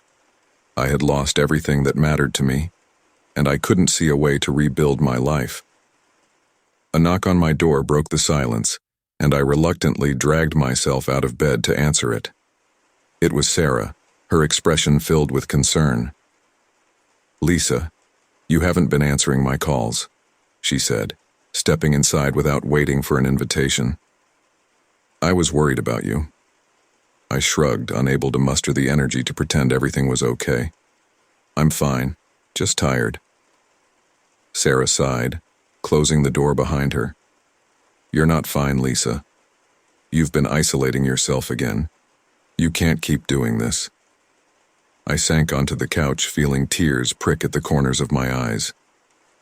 "I don't know what to do, Sarah. I feel so lost." Sarah sat down beside me, her voice gentle. "It's okay to feel lost, but you can't give up. You've come so far, and you've done so much to make things right. You can't let it all fall apart now." "I don't know how to keep going," I whispered, tears streaming down my face. "I feel like I've hit rock bottom and I can't find a way out." Sarah reached out and took my hand, her grip firm and reassuring. "You're not alone, Lisa. I'm here with you, and we're going to get through this together. But you need to let me help you." I nodded, feeling a glimmer of hope. "Okay, what do I do?" "First," Sarah said, her voice steady, "you need to talk to Dr. Harper. She can help you navigate these feelings and find a way to move forward." I nodded again, knowing she was right. Dr. Harper had been a lifeline for me, and I needed her guidance now more than ever. "And," Sarah continued, "you need to take care of yourself. Eat, sleep, and get outside. You can't keep hiding away in your apartment." I knew she was right, but the thought of facing the world again was daunting. "I don't know if I can." "You can," Sarah insisted. "One step at a time. You don't have to do it all at once." With Sarah's help, I made an appointment to see Dr. Harper later that week. In the meantime, Sarah made sure I ate and got outside for short walks. It was a slow process, but I began to feel a small sense of hope. When the day of my appointment with Dr. Harper arrived, I felt a mix of anxiety and anticipation. I needed her guidance to find a way out of the darkness that had enveloped me. Dr. Harper welcomed me into her office with a warm smile. "Lisa, it's good to see you. How have you been?" I took a deep breath, feeling the weight of my emotions. "Not great, to be honest. I feel like I've hit rock bottom, and I don't know how to move forward." Dr. Harper nodded, her expression compassionate. "It's understandable, given everything you've been through, but the fact that you're here seeking help is a positive step." I nodded, tears welling up. "I don't know where to start. I feel so overwhelmed." "Let's take it one step at a time," Dr. Harper said gently. "Tell me what's been weighing on you the most." I poured out my heart to her, sharing my feelings of guilt, despair, and the sense of loss that had consumed me. Dr. Harper listened patiently, offering words of encouragement and understanding. "Lisa," she said after I had finished, "it's important to acknowledge that you've been through a traumatic experience. You've faced incredible challenges and shown remarkable strength. But healing takes time, and it's okay to feel vulnerable. I just don't know how to move forward," I admitted, my voice trembling. I don't know how to find purpose again. One step at a time, Dr. Harper repeated. Focus on small, achievable goals. Reconnect with activities and people that bring you joy. And remember, it's okay to seek support from those around you. Sarah and Dr. Harper's support gave me the strength to start rebuilding my life. I began attending the support group more regularly, finding comfort in the shared experiences of others. I reconnected with friends and family, allowing myself to lean on them for support. One evening, as I sat in the support group, I shared my feelings of hitting rock bottom and the struggle to find a way forward. The group members listened with empathy, offering words of encouragement and understanding. I know it's hard, one of the members, a nurse named Mark, said. But you've already taken so many positive steps. Don't underestimate your strength. Another member, a social worker named Jane, added, It's about finding a new normal. It won't be the same as before, but it can still be fulfilling. Their words resonated with me, and I began to see a glimmer of hope. I realized that I needed to find a new sense of purpose, something that would give my life meaning again. With Sarah's encouragement, I started volunteering at a local community center, helping with health education and outreach programs. It was a small step, but it gave me a sense of fulfillment and a connection to my nursing roots. One afternoon, as I was preparing materials for a health workshop, I received a call from Dr. Ramirez. Lisa, he said, his voice warm. I wanted to let you know that your suspension is being lifted. You can return to work with additional supervision and training, of course. Tears filled my eyes as I thanked him. It was a second chance, an opportunity to rebuild my career and continue doing the work I loved. As I prepared to return to the hospital, I felt a mixture of nervousness and excitement. The familiar sights and sounds filled me with a sense of purpose, and I felt a renewed determination to make a positive difference. Sarah was waiting for me in the lobby on my first day back, her smile radiant with pride. Welcome back, Lisa. We've missed you. I hugged her tightly, feeling a rush of emotions. Thank you, Sarah. It feels good to be back. As we walked through the hospital together, I felt a sense of closure.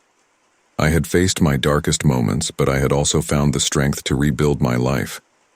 The road ahead was still uncertain, but I was ready to face it with courage, hope, and the unwavering belief that redemption was possible.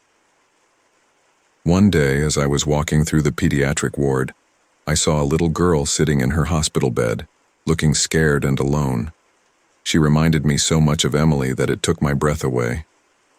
I approached her, my heart aching with both sorrow and determination. Hi there, I said gently. I'm Nurse Lisa. How are you feeling? The little girl looked up at me, her eyes wide. I'm scared, she whispered. I sat down beside her, taking her small hand in mine. I know it's scary, but you're not alone. I'm here to help you, and so is everyone else here. She nodded, her grip on my hand tightening. Thank you. As I sat with her, offering comfort and reassurance, I felt a sense of purpose and fulfillment that I had thought I had lost forever. The journey had been long and difficult, but I had found my way back to what truly mattered, helping others and making a positive difference in their lives. The road to redemption was still ongoing, but I was no longer walking it alone. With the support of my friends, family, and colleagues, I had found the strength to face each new day with courage and hope. And as I looked into the eyes of the little girl, I knew that I was exactly where I was meant to be. It had been several months since my last encounter with Emily's spirit. Despite the progress I had made in my personal life and career, there was still one final looming hurdle to overcome: the hospital board hearing. The hospital had launched an internal investigation following my confession, and now it was time to face the consequences of my actions. The day of the hearing arrived with a sense of dread hanging over me. I dressed in my most professional attire, hoping to convey a sense of responsibility and remorse. Sarah, who had been my rock through this entire ordeal, insisted on coming with me for support. Are you ready? She asked gently as we walked towards the hospital's administrative building. As ready as I'll ever be, I replied, my voice trembling slightly. Thank you for being here, Sarah. I don't know what I'd do without you. You don't have to go through this alone, Lisa, she said, squeezing my hand. We're in this together. As we entered the building, the sterile environment and the quiet hum of the fluorescent lights only heightened my anxiety. The board members were already seated around a large conference table, their expressions somber and unreadable. Dr. Ramirez was there, along with several other senior staff members. Good morning, Ms. Johnson, the chairman of the board, Mr. Thompson, began. Please, have a seat. I took a deep breath and sat down, feeling the weight of their gazes upon me. Sarah sat beside me, her presence a comforting anchor. We have reviewed your case thoroughly, Mr. Thompson continued, and we are here today to discuss the findings and decide on the appropriate course of action. You have the floor, Ms. Johnson. Is there anything you would like to say? My heart pounded in my chest as I stood up, clutching my prepared statement. I took a moment to compose myself before speaking. Thank you, Mr. Thompson. I began, my voice trembling. First and foremost, I want to express my deepest remorse for the mistake I made. My actions led to the tragic loss of a young patient's life, and for that, I am truly sorry. There are no words to fully convey the depth of my regret and the sorrow I feel for Emily Carter's family. I paused, gathering my thoughts. I want to take full responsibility for my actions.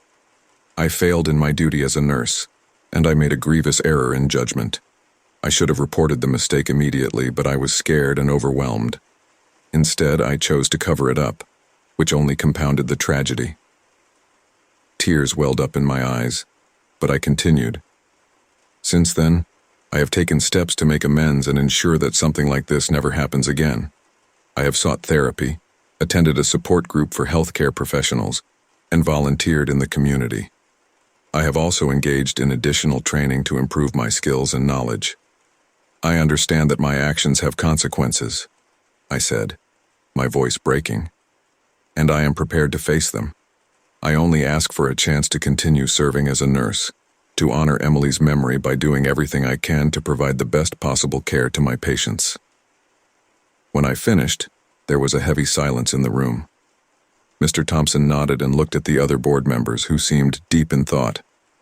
Thank you, Ms. Johnson, he said finally. We appreciate your honesty and your willingness to take responsibility. We will now deliberate and return with our decision shortly. As the board members left the room, I sat back down, feeling drained. Sarah took my hand, her eyes filled with compassion. You did great, Lisa, she said softly. No matter what happens, I'm proud of you. Thank you, I whispered, squeezing her hand. I just hope it's enough. The wait felt like an eternity, but eventually the board members returned, their expressions serious. Mr. Thompson took his seat and cleared his throat. Ms. Johnson, after careful consideration, we have reached a decision. We acknowledge the severity of your mistake and the impact it has had on all involved. However, we also recognize the steps you have taken towards redemption and the genuine remorse you have shown. He paused, allowing his words to sink in. We have decided to reinstate your nursing license with the following conditions. You will be placed on probation for 1 year, during which time you will receive additional supervision and training. You will also be required to continue your therapy and support group attendance. Relief washed over me, and I felt tears of gratitude fill my eyes. Thank you, Mr. Thompson, I said, my voice choked with emotion. I promise to do everything in my power to honor this second chance. Dr. Ramirez spoke up, his voice warm and encouraging. We believe in you, Lisa. We know that you have the potential to be an excellent nurse, and we are here to support you in your journey. As the hearing concluded, Sarah and I walked out of the building, a sense of hope and renewal filling the air. You did it, Lisa, Sarah said, hugging me tightly. You faced your fears and took responsibility. I'm so proud of you. I couldn't have done it without you, I replied, tears streaming down my face. Thank you for being there for me every step of the way. In the days that followed, I threw myself into my work with renewed dedication. The probation period was challenging, but it was also an opportunity for growth and learning. I built strong relationships with my colleagues, earning their trust and respect through hard work and commitment to patient care.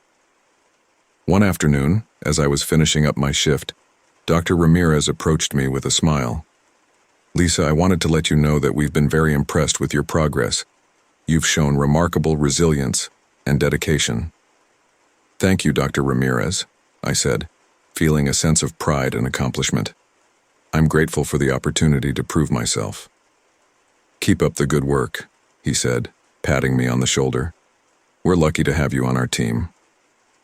As I walked through the hospital corridors, I felt a sense of fulfillment and purpose that I hadn't experienced in a long time.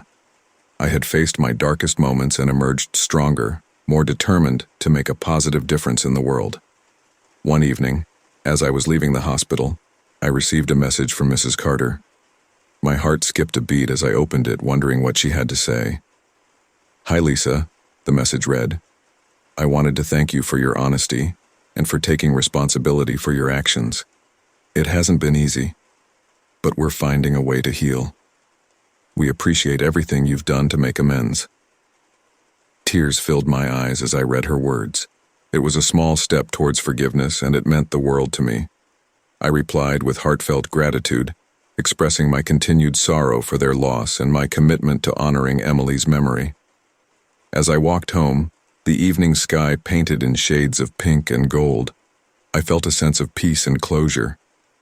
The journey had been long and difficult, but it had also been transformative. I had faced my demons, confessed my mistakes, and found the strength to rebuild my life. With each step forward, I carried the lessons of the past with me, determined to honor Emily's memory and to be the nurse and person I had always aspired to be. The road ahead was still uncertain, but I was ready to face it with courage, hope, and the unwavering belief that redemption was possible. Back in my apartment, I sat down with a cup of tea and reflected on the journey that had brought me to this point. The support of my friends, the guidance of Dr. Harper, and the love and forgiveness of Emily's family had all played a crucial role in my healing process. A knock on my door interrupted my thoughts, and I opened it to find Sarah standing there with a bottle of wine and 2 glasses. "Thought we could celebrate your successful return to the hospital," she said with a grin. I laughed and hugged her. "That sounds perfect. Come on in." As we sat together, sipping wine and reminiscing about the past months, I felt a deep sense of gratitude for the people who had stood by me through the darkest times. Their unwavering support had given me the strength to keep going, even when I had hit rock bottom. "You know," I said, looking at Sarah, "I couldn't have done any of this without you. You've been my rock." "And you've been incredibly brave," Sarah replied, raising her glass. "To new beginnings and to honoring Emily's memory." We clinked our glasses, a sense of hope and renewal filling the room. The journey was far from over, but I knew that I was no longer alone. With the support of my friends and colleagues, I was ready to face whatever challenges lay ahead. The confession had been a turning point, a moment of reckoning that had paved the way for healing and redemption.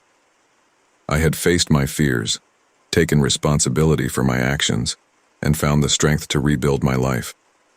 And as I looked towards the future, I felt a renewed sense of purpose and determination. The road ahead was still uncertain, but I was ready to face it with courage, hope, and the unwavering belief that redemption was possible.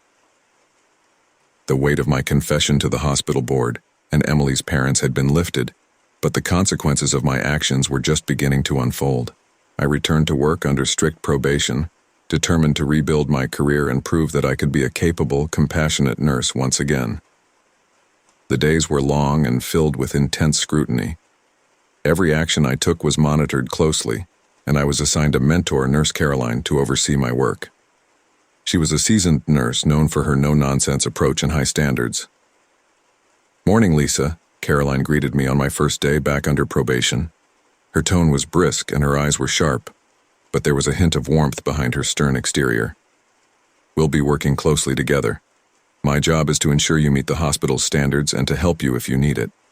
Understood? Understood, I replied, my voice steady but my heart racing. Good. Let's get started. The first few weeks were challenging. I found myself second-guessing every decision, fearing that any mistake, no matter how small, would cost me my job. Caroline was tough but fair, providing guidance and constructive criticism without coddling me. Lisa, double-check the dosage on this medication, she instructed one morning. Remember, accuracy is crucial. I nodded, grateful for her vigilance. Thank you, Caroline. I'll make sure to double-check everything. Despite the pressure, I began to regain my confidence. The routines that had once felt overwhelming started to become familiar again. I worked hard, determined to show that I had learned from my mistakes. One afternoon, as we were preparing a patient for surgery, Caroline pulled me aside. Lisa, I want you to know that I've been impressed with your dedication.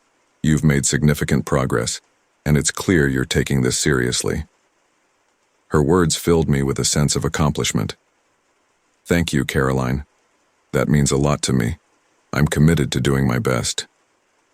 She nodded, a small smile tugging at the corners of her mouth. Keep it up. While work was a constant challenge, the legal consequences of my actions were another looming concern. I had been informed that a formal inquiry would be conducted by the state nursing board, and there was a possibility of facing legal action from Emily's family. The thought of losing my nursing license or facing a lawsuit filled me with dread. One evening, as I sat in my apartment, the phone rang. It was my lawyer, Mr. Collins, with an update on the inquiry. Lisa, I wanted to inform you that the state nursing board has scheduled a hearing to review your case. It's important that you prepare thoroughly and present yourself in the best possible light. I swallowed hard, anxiety tightening my chest. Thank you, Mr. Collins. I'll do everything I can to prepare. We'll need to gather all relevant documents and statements, he continued. I'll work with you to ensure we have a strong case. It's crucial to demonstrate your remorse, the steps you've taken towards rehabilitation, and the support from your colleagues and patients. I understand, I said, my voice trembling. I'll cooperate fully. The weeks leading up to the hearing were filled with intense preparation. Mr. Collins and I went over every detail, crafting a narrative that highlighted my commitment to making amends and the progress I had made since the incident.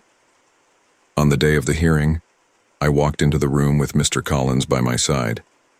The atmosphere was tense, the air heavy with anticipation. The board members sat at a long table, their expressions serious and contemplative. Ms. Johnson, the chairman began, his voice stern but fair.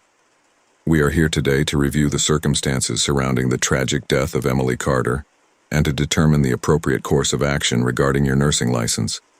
You may present your case. I took a deep breath and stood up, my hands shaking slightly. Thank you, Mr. Chairman. I want to start by expressing my deepest remorse for the mistake I made. I understand the gravity of my actions and the pain it has caused Emily's family. I take full responsibility for my error and the subsequent cover-up. I paused, gathering my thoughts. Since then, I have sought therapy and attended a support group for healthcare professionals. I have also volunteered in the community and completed additional training to improve my skills and knowledge.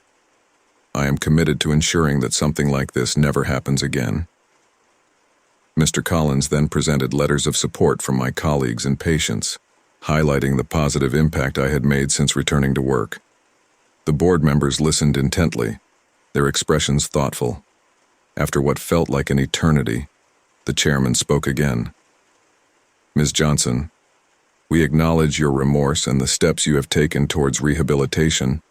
However, the severity of your mistake and the subsequent cover-up cannot be ignored. We must balance the need for accountability with the potential for rehabilitation. He paused, his gaze steady. We have decided to place you on probation for an additional year, during which time you will continue to receive supervision and training. You will also be required to complete a comprehensive ethics course. Your progress will be reviewed at the end of this period. Relief and gratitude washed over me. Thank you, Mr. Chairman. I am committed to meeting these requirements and proving myself worthy of this second chance. As I left the hearing, I felt a renewed sense of determination. The journey ahead would still be challenging, but I was ready to face it with the support of my friends and colleagues. Over the next few months, I threw myself into my work, striving to rebuild my reputation and earn the trust of my colleagues and patients. The additional supervision and training were demanding, but they also provided valuable opportunities for growth and learning. One day, as I was finishing up my shift, Dr. Ramirez approached me with a smile. "Lisa, I wanted to let you know that your progress has been exceptional. You've shown remarkable resilience and dedication, and it's clear that you're committed to providing the best possible care to your patients." His words filled me with a sense of pride and accomplishment. "Thank you, Dr. Ramirez. I'm grateful for the opportunity to prove myself." "Keep up the good work," he said, patting me on the shoulder. "We're lucky to have you on our team." As I walked through the hospital corridors, I felt a sense of fulfillment and purpose that had eluded me for so long. I had faced my darkest moments and emerged stronger, more determined to make a positive difference in the world. Despite the progress I had made, the possibility of legal action from Emily's family still loomed over me. I had been in contact with Mr. Collins, who assured me that we were doing everything possible to mitigate the situation. One evening, as I sat in my apartment, the phone rang. It was Mrs. Carter. "Hi, Lisa," she said, her voice soft but steady. "I wanted to talk to you about the possibility of legal action. We've decided not to pursue a lawsuit." Tears of relief filled my eyes. "Thank you, Mrs. Carter. I can't tell you how much this means to me." "We've seen the steps you've taken to make amends and the progress you've made," she continued. "We believe that Emily would want us to find a way to heal and move forward." "Thank you," I repeated, my voice choked with emotion. "I will continue to honor Emily's memory by doing everything I can to provide the best possible care to my patients." As I hung up the phone, I felt a sense of closure and peace. The consequences of my actions had been significant, but I had faced them with integrity and determination. With the support of my friends, colleagues, and the Carter family, I had found a way to rebuild my life and career. The road ahead was still uncertain, but I was ready to face it with courage, hope, and the unwavering belief that redemption was possible. One day, as I was walking through the pediatric ward, I saw a little girl sitting in her hospital bed, looking scared and alone. She reminded me so much of Emily that it took my breath away. I approached her, my heart aching with both sorrow and determination. "Hi there," I said gently. "I'm Nurse Lisa. How are you feeling?" The little girl looked up at me, her eyes wide. "I'm scared," she whispered. I sat down beside her, taking her small hand in mine. "I know it's scary, but you're not alone. I'm here to help you, and so is everyone else here." She nodded, her grip on my hand tightening. "Thank you." As I sat with her, offering comfort and reassurance, I felt a sense of purpose and fulfillment that I had thought I had lost forever. The journey had been long and difficult, but I had found my way back to what truly mattered, helping others and making a positive difference in their lives. The consequences of my actions had unfolded in ways I could never have imagined, but they had also led to growth, healing, and a renewed sense of purpose. I had faced my darkest moments and emerged stronger, more determined to make a positive difference in the world. After months of struggle, redemption, and rebuilding, I had finally started to find my footing again. My probation was nearing its end, and the dark clouds of guilt and fear that had overshadowed my life were beginning to part. But as the anniversary of Emily's death approached, a sense of foreboding settled over me. I couldn't shake the feeling that there was one final confrontation left. It was the night before the anniversary, and I felt restless. Sleep was elusive, my mind a whirl of memories and anxieties. I lay in bed, staring at the ceiling, trying to calm my racing thoughts. As the clock ticked closer to 3:33 a.m., I felt a familiar chill creep into the room. The digital numbers on my alarm clock glowed eerily in the darkness. 3:31 a.m. I took a deep breath, knowing what was coming. The temperature dropped further, and the air grew heavy with a palpable sense of presence. I turned my head slowly towards the foot of the bed, where I had seen Emily so many times before. 3:32 a.m. The seconds felt like hours. I closed my eyes, bracing myself for the confrontation I knew was inevitable. When I opened them again, she was there. Emily stood at the foot of my bed, her ghostly form more solid than ever before. Her eyes, once filled with anger and sorrow, now held a look of resignation and peace. "Emily," I whispered, my voice trembling. "I'm so sorry for everything." She looked at me, her expression unreadable. "Lisa," she said softly, her voice echoing through the room. "It's time." "Time for what?" I asked, my heart pounding. "Time to let go," she replied, taking a step closer. "For both of us." Tears filled my eyes as I sat up, facing her. "I've tried so hard to make things right, Emily. I confessed my mistake, sought forgiveness, and did everything I could to honor your memory. But I still feel like there's something more I need to do." Emily nodded, her gaze steady. "You have done so much, Lisa. But you need to forgive yourself.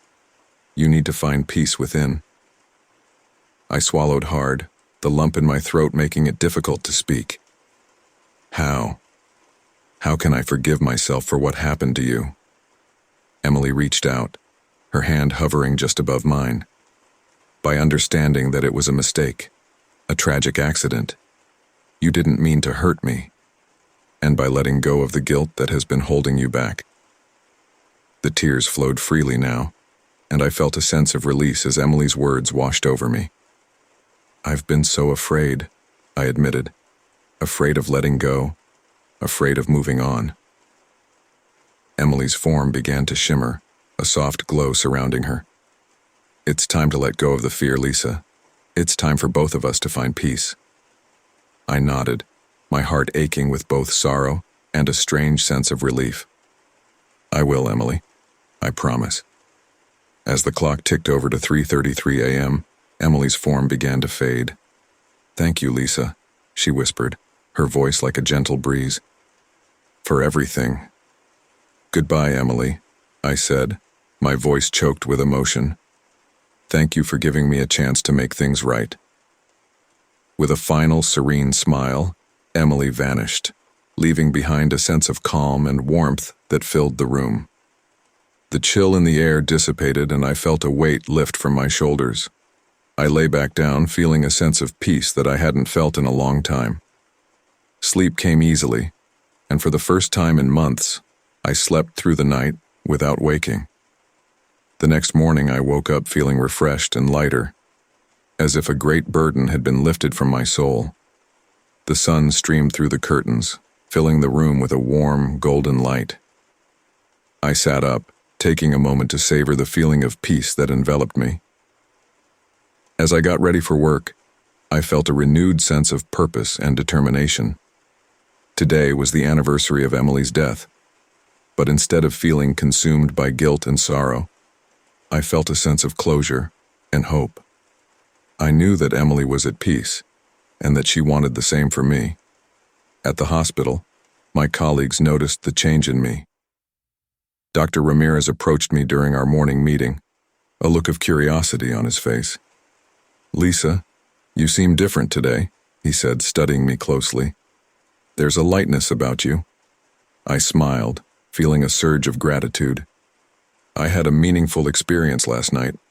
I think I've finally found the peace I've been searching for." Dr. Ramirez nodded, a warm smile spreading across his face. "I'm glad to hear that, Lisa. You've come a long way, and I'm proud of the progress you've made." "Thank you, Dr. Ramirez," I replied, feeling a deep sense of accomplishment. "I'm grateful for all the support I've received from you and the rest of the team." As the day went on, I felt a sense of fulfillment and purpose in my work. The interactions with my patients were more meaningful. and I approached each task with a renewed sense of dedication and compassion. During my lunch break, Sarah joined me in the cafeteria. She had been my constant support, and I was eager to share my experience with her. "Sarah, I had an encounter with Emily last night," I said, my voice filled with emotion. It was different from before. She seemed at peace, and she told me it was time for both of us to let go. Sarah's eyes widened in surprise and relief. "That's amazing, Lisa. I'm so glad you were able to find closure. You deserve peace after everything you've been through." "I finally feel like I can move forward," I said, tears of gratitude filling my eyes. "Thank you for always being there for me, Sarah. I couldn't have done it without you." She reached across the table and squeezed my hand. "You've been incredibly strong, Lisa. I'm proud of you, and I'm honored to have been part of your journey." As the day came to a close, I took a moment to reflect on the past year. It had been a journey filled with challenges, but also with growth, healing, and transformation. I had faced my darkest moments and emerged stronger, more compassionate, and more determined to make a positive difference in the world. That evening, as I sat in my apartment, I felt a sense of contentment and peace. I knew that the road ahead would still have its challenges, but I was ready to face them with courage and hope. A knock on my door interrupted my thoughts, and I opened it to find Mrs. Carter standing there. My heart skipped a beat as I invited her in, wondering what had brought her to my doorstep. "Hello, Lisa," she said, her voice gentle. "I wanted to talk to you about Emily." I nodded, feeling a mixture of apprehension and curiosity. "Of course. Please come in." We sat down in the living room, and Mrs. Carter took a deep breath before speaking. "Today is the anniversary of Emily's death, and I wanted to share something with you. After you confessed and took responsibility for your actions, I struggled with my feelings. But over time, I've come to understand that holding on to anger and resentment isn't what Emily would have wanted." Tears filled my eyes as I listened to her words. "Thank you, Mrs. Carter. I can't tell you how much it means to me to hear that." She reached into her bag and pulled out a small framed photograph of Emily. "This was one of Emily's favorite pictures. I wanted you to have it, as a reminder of the positive impact you had on her life." I took the photograph, my heart swelling with emotion. "Thank you. I will cherish this always." Mrs. Carter smiled, her eyes filled with warmth and understanding. "Emily loved you, Lisa. She talked about you all the time. I believe that she has found peace, and it's time for us to do the same."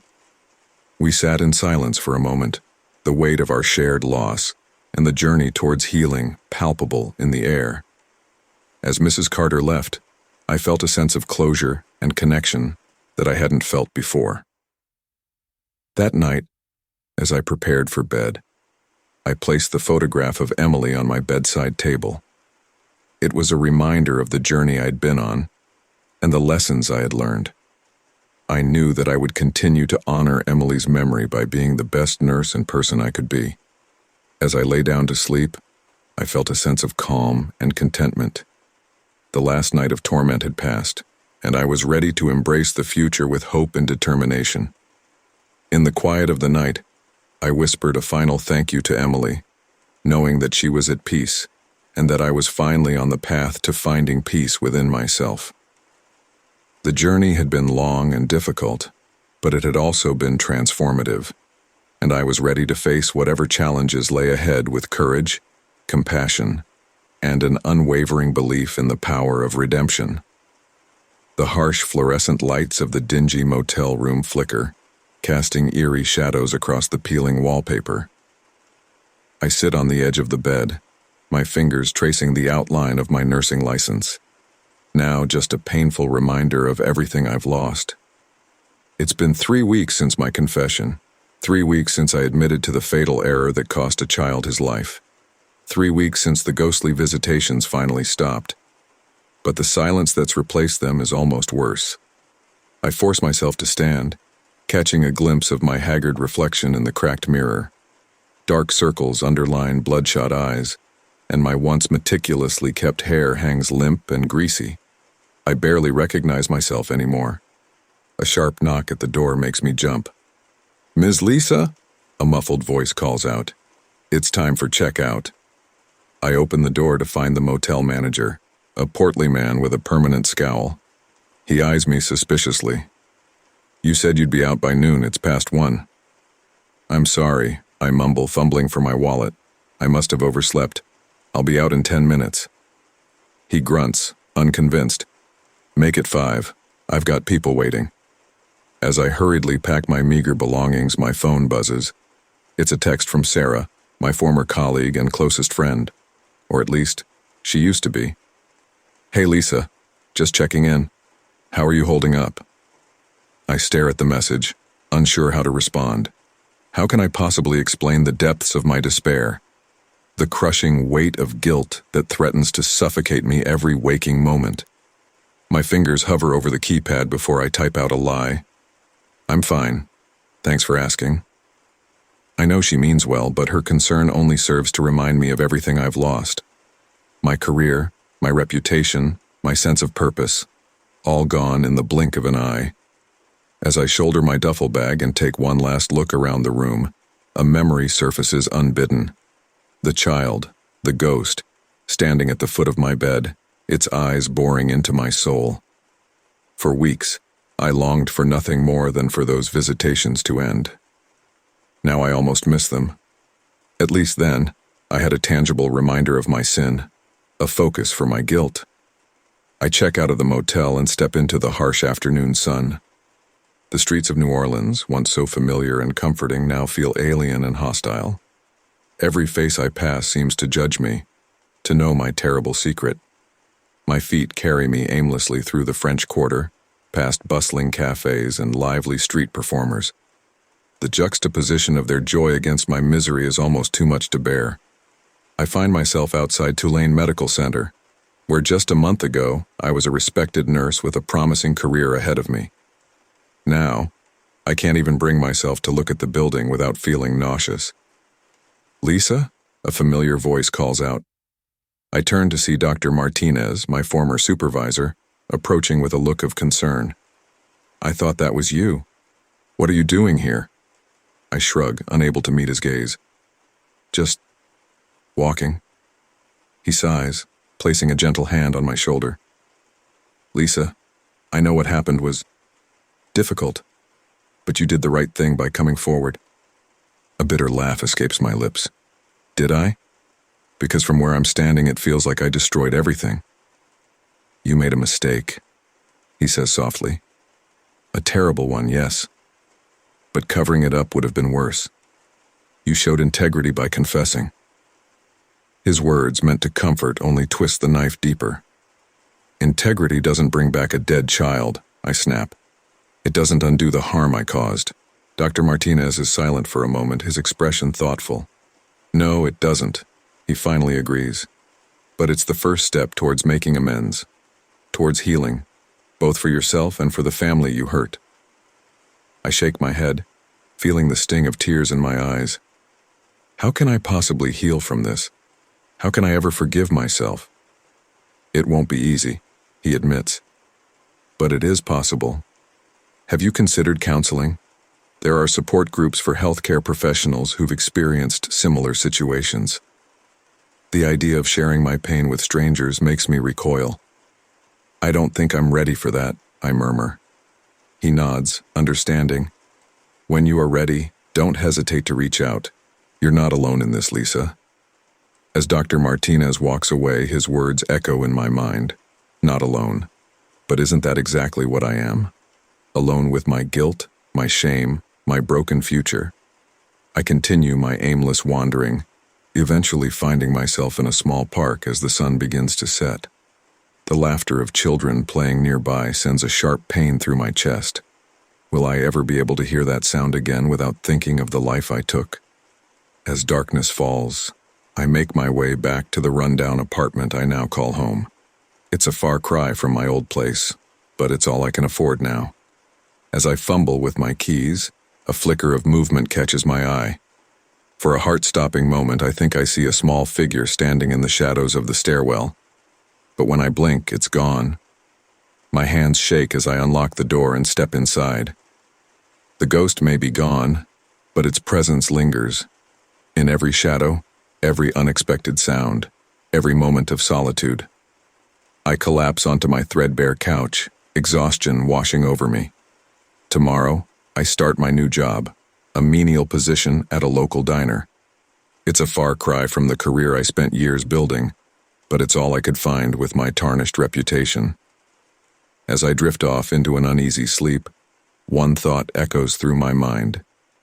Some debts can never truly be repaid, and I fear I'll be paying for mine for the rest of my life.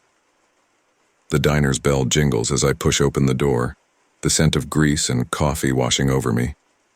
It's been 3 months since I started working here, a far cry from the sterile halls of the hospital where I once saved lives. Now, I serve pancakes and wipe down sticky tables.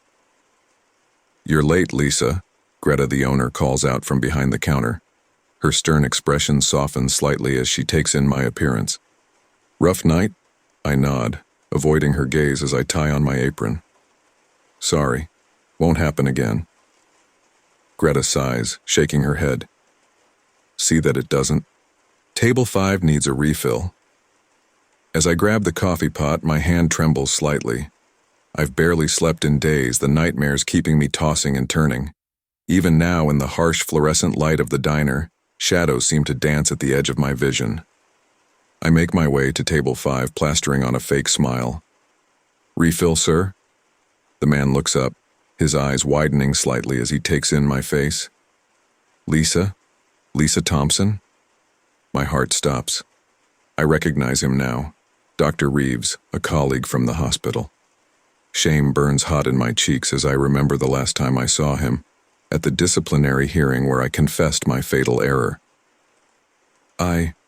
Yes, I stammer, willing my hand to stay steady as I pour his coffee. "How are you, Dr. Reeves?" He studies me for a long moment, his expression unreadable.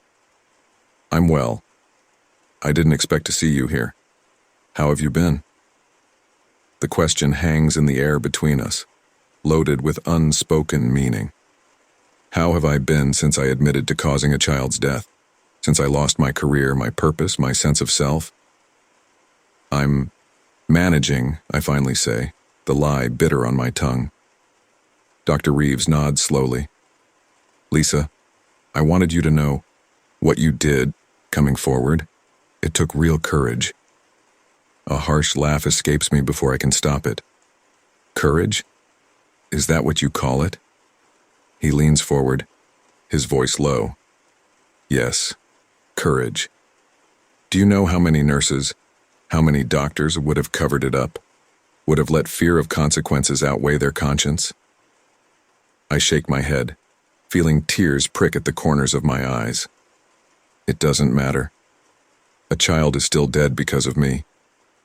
Yes, a terrible tragedy occurred, Dr. Reeves agrees solemnly. But by confessing, you gave that child's family something invaluable, the truth, and you upheld the integrity of our profession. His words meant to comfort, only twist the knife of guilt deeper. "Fat lot of good that does me now," I mutter, gesturing around the diner. Dr. Reeves opens his mouth to respond, but I cut him off. "I'm sorry. I need to get back to work." As I turn away, a small figure catches my eye. There in the corner booth sits a child. My breath catches in my throat as I recognize the ghostly form that haunted my nights for so long. "Lisa?" Dr. Reeves's voice sounds far away. "Are you all right? You've gone pale." I blink, and the child is gone. Just another patron sitting in the booth. My heart races as I realize what's happening. The haunting may have stopped, but the guilt, the trauma, lingers. "I'm fine," I lie, forcing a smile. "Just tired." As I move to the next table, I feel Dr. Reeves's eyes on me. I know he means well, but his presence is a stark reminder of everything I've lost. The rest of my shift passes in a blur. Every child's laugh makes me flinch. Every shadow seems to move. By the time I clock out, I'm exhausted and on edge. As I step out into the cool night air, Greta calls out from the doorway. "Lisa, wait up." I turn, bracing myself for a reprimand about my tardiness. Instead, Greta's face is creased with concern. Listen, I don't know what's going on with you, she says softly, but I can see you're struggling. If you need to talk. For a moment I'm tempted to unburden myself, to share the weight of my guilt. But how could I possibly explain? Thanks, Greta, I manage. I appreciate it. I'm just working through some things. She nods, unconvinced. Well, the offer stands. And Lisa, you're a good worker. Whatever happened before, it doesn't define you. As I walk home, Greta's words echo in my mind. Doesn't define me. But isn't that exactly what my mistake has done? Redefined me entirely. I unlock the door to my tiny apartment, flicking on the lights to chase away the shadows. But as I move towards the kitchen, I freeze. There, reflected in the window, I see it again. The child, standing behind me, silent and accusing. I whirl around, heart pounding. The stillness,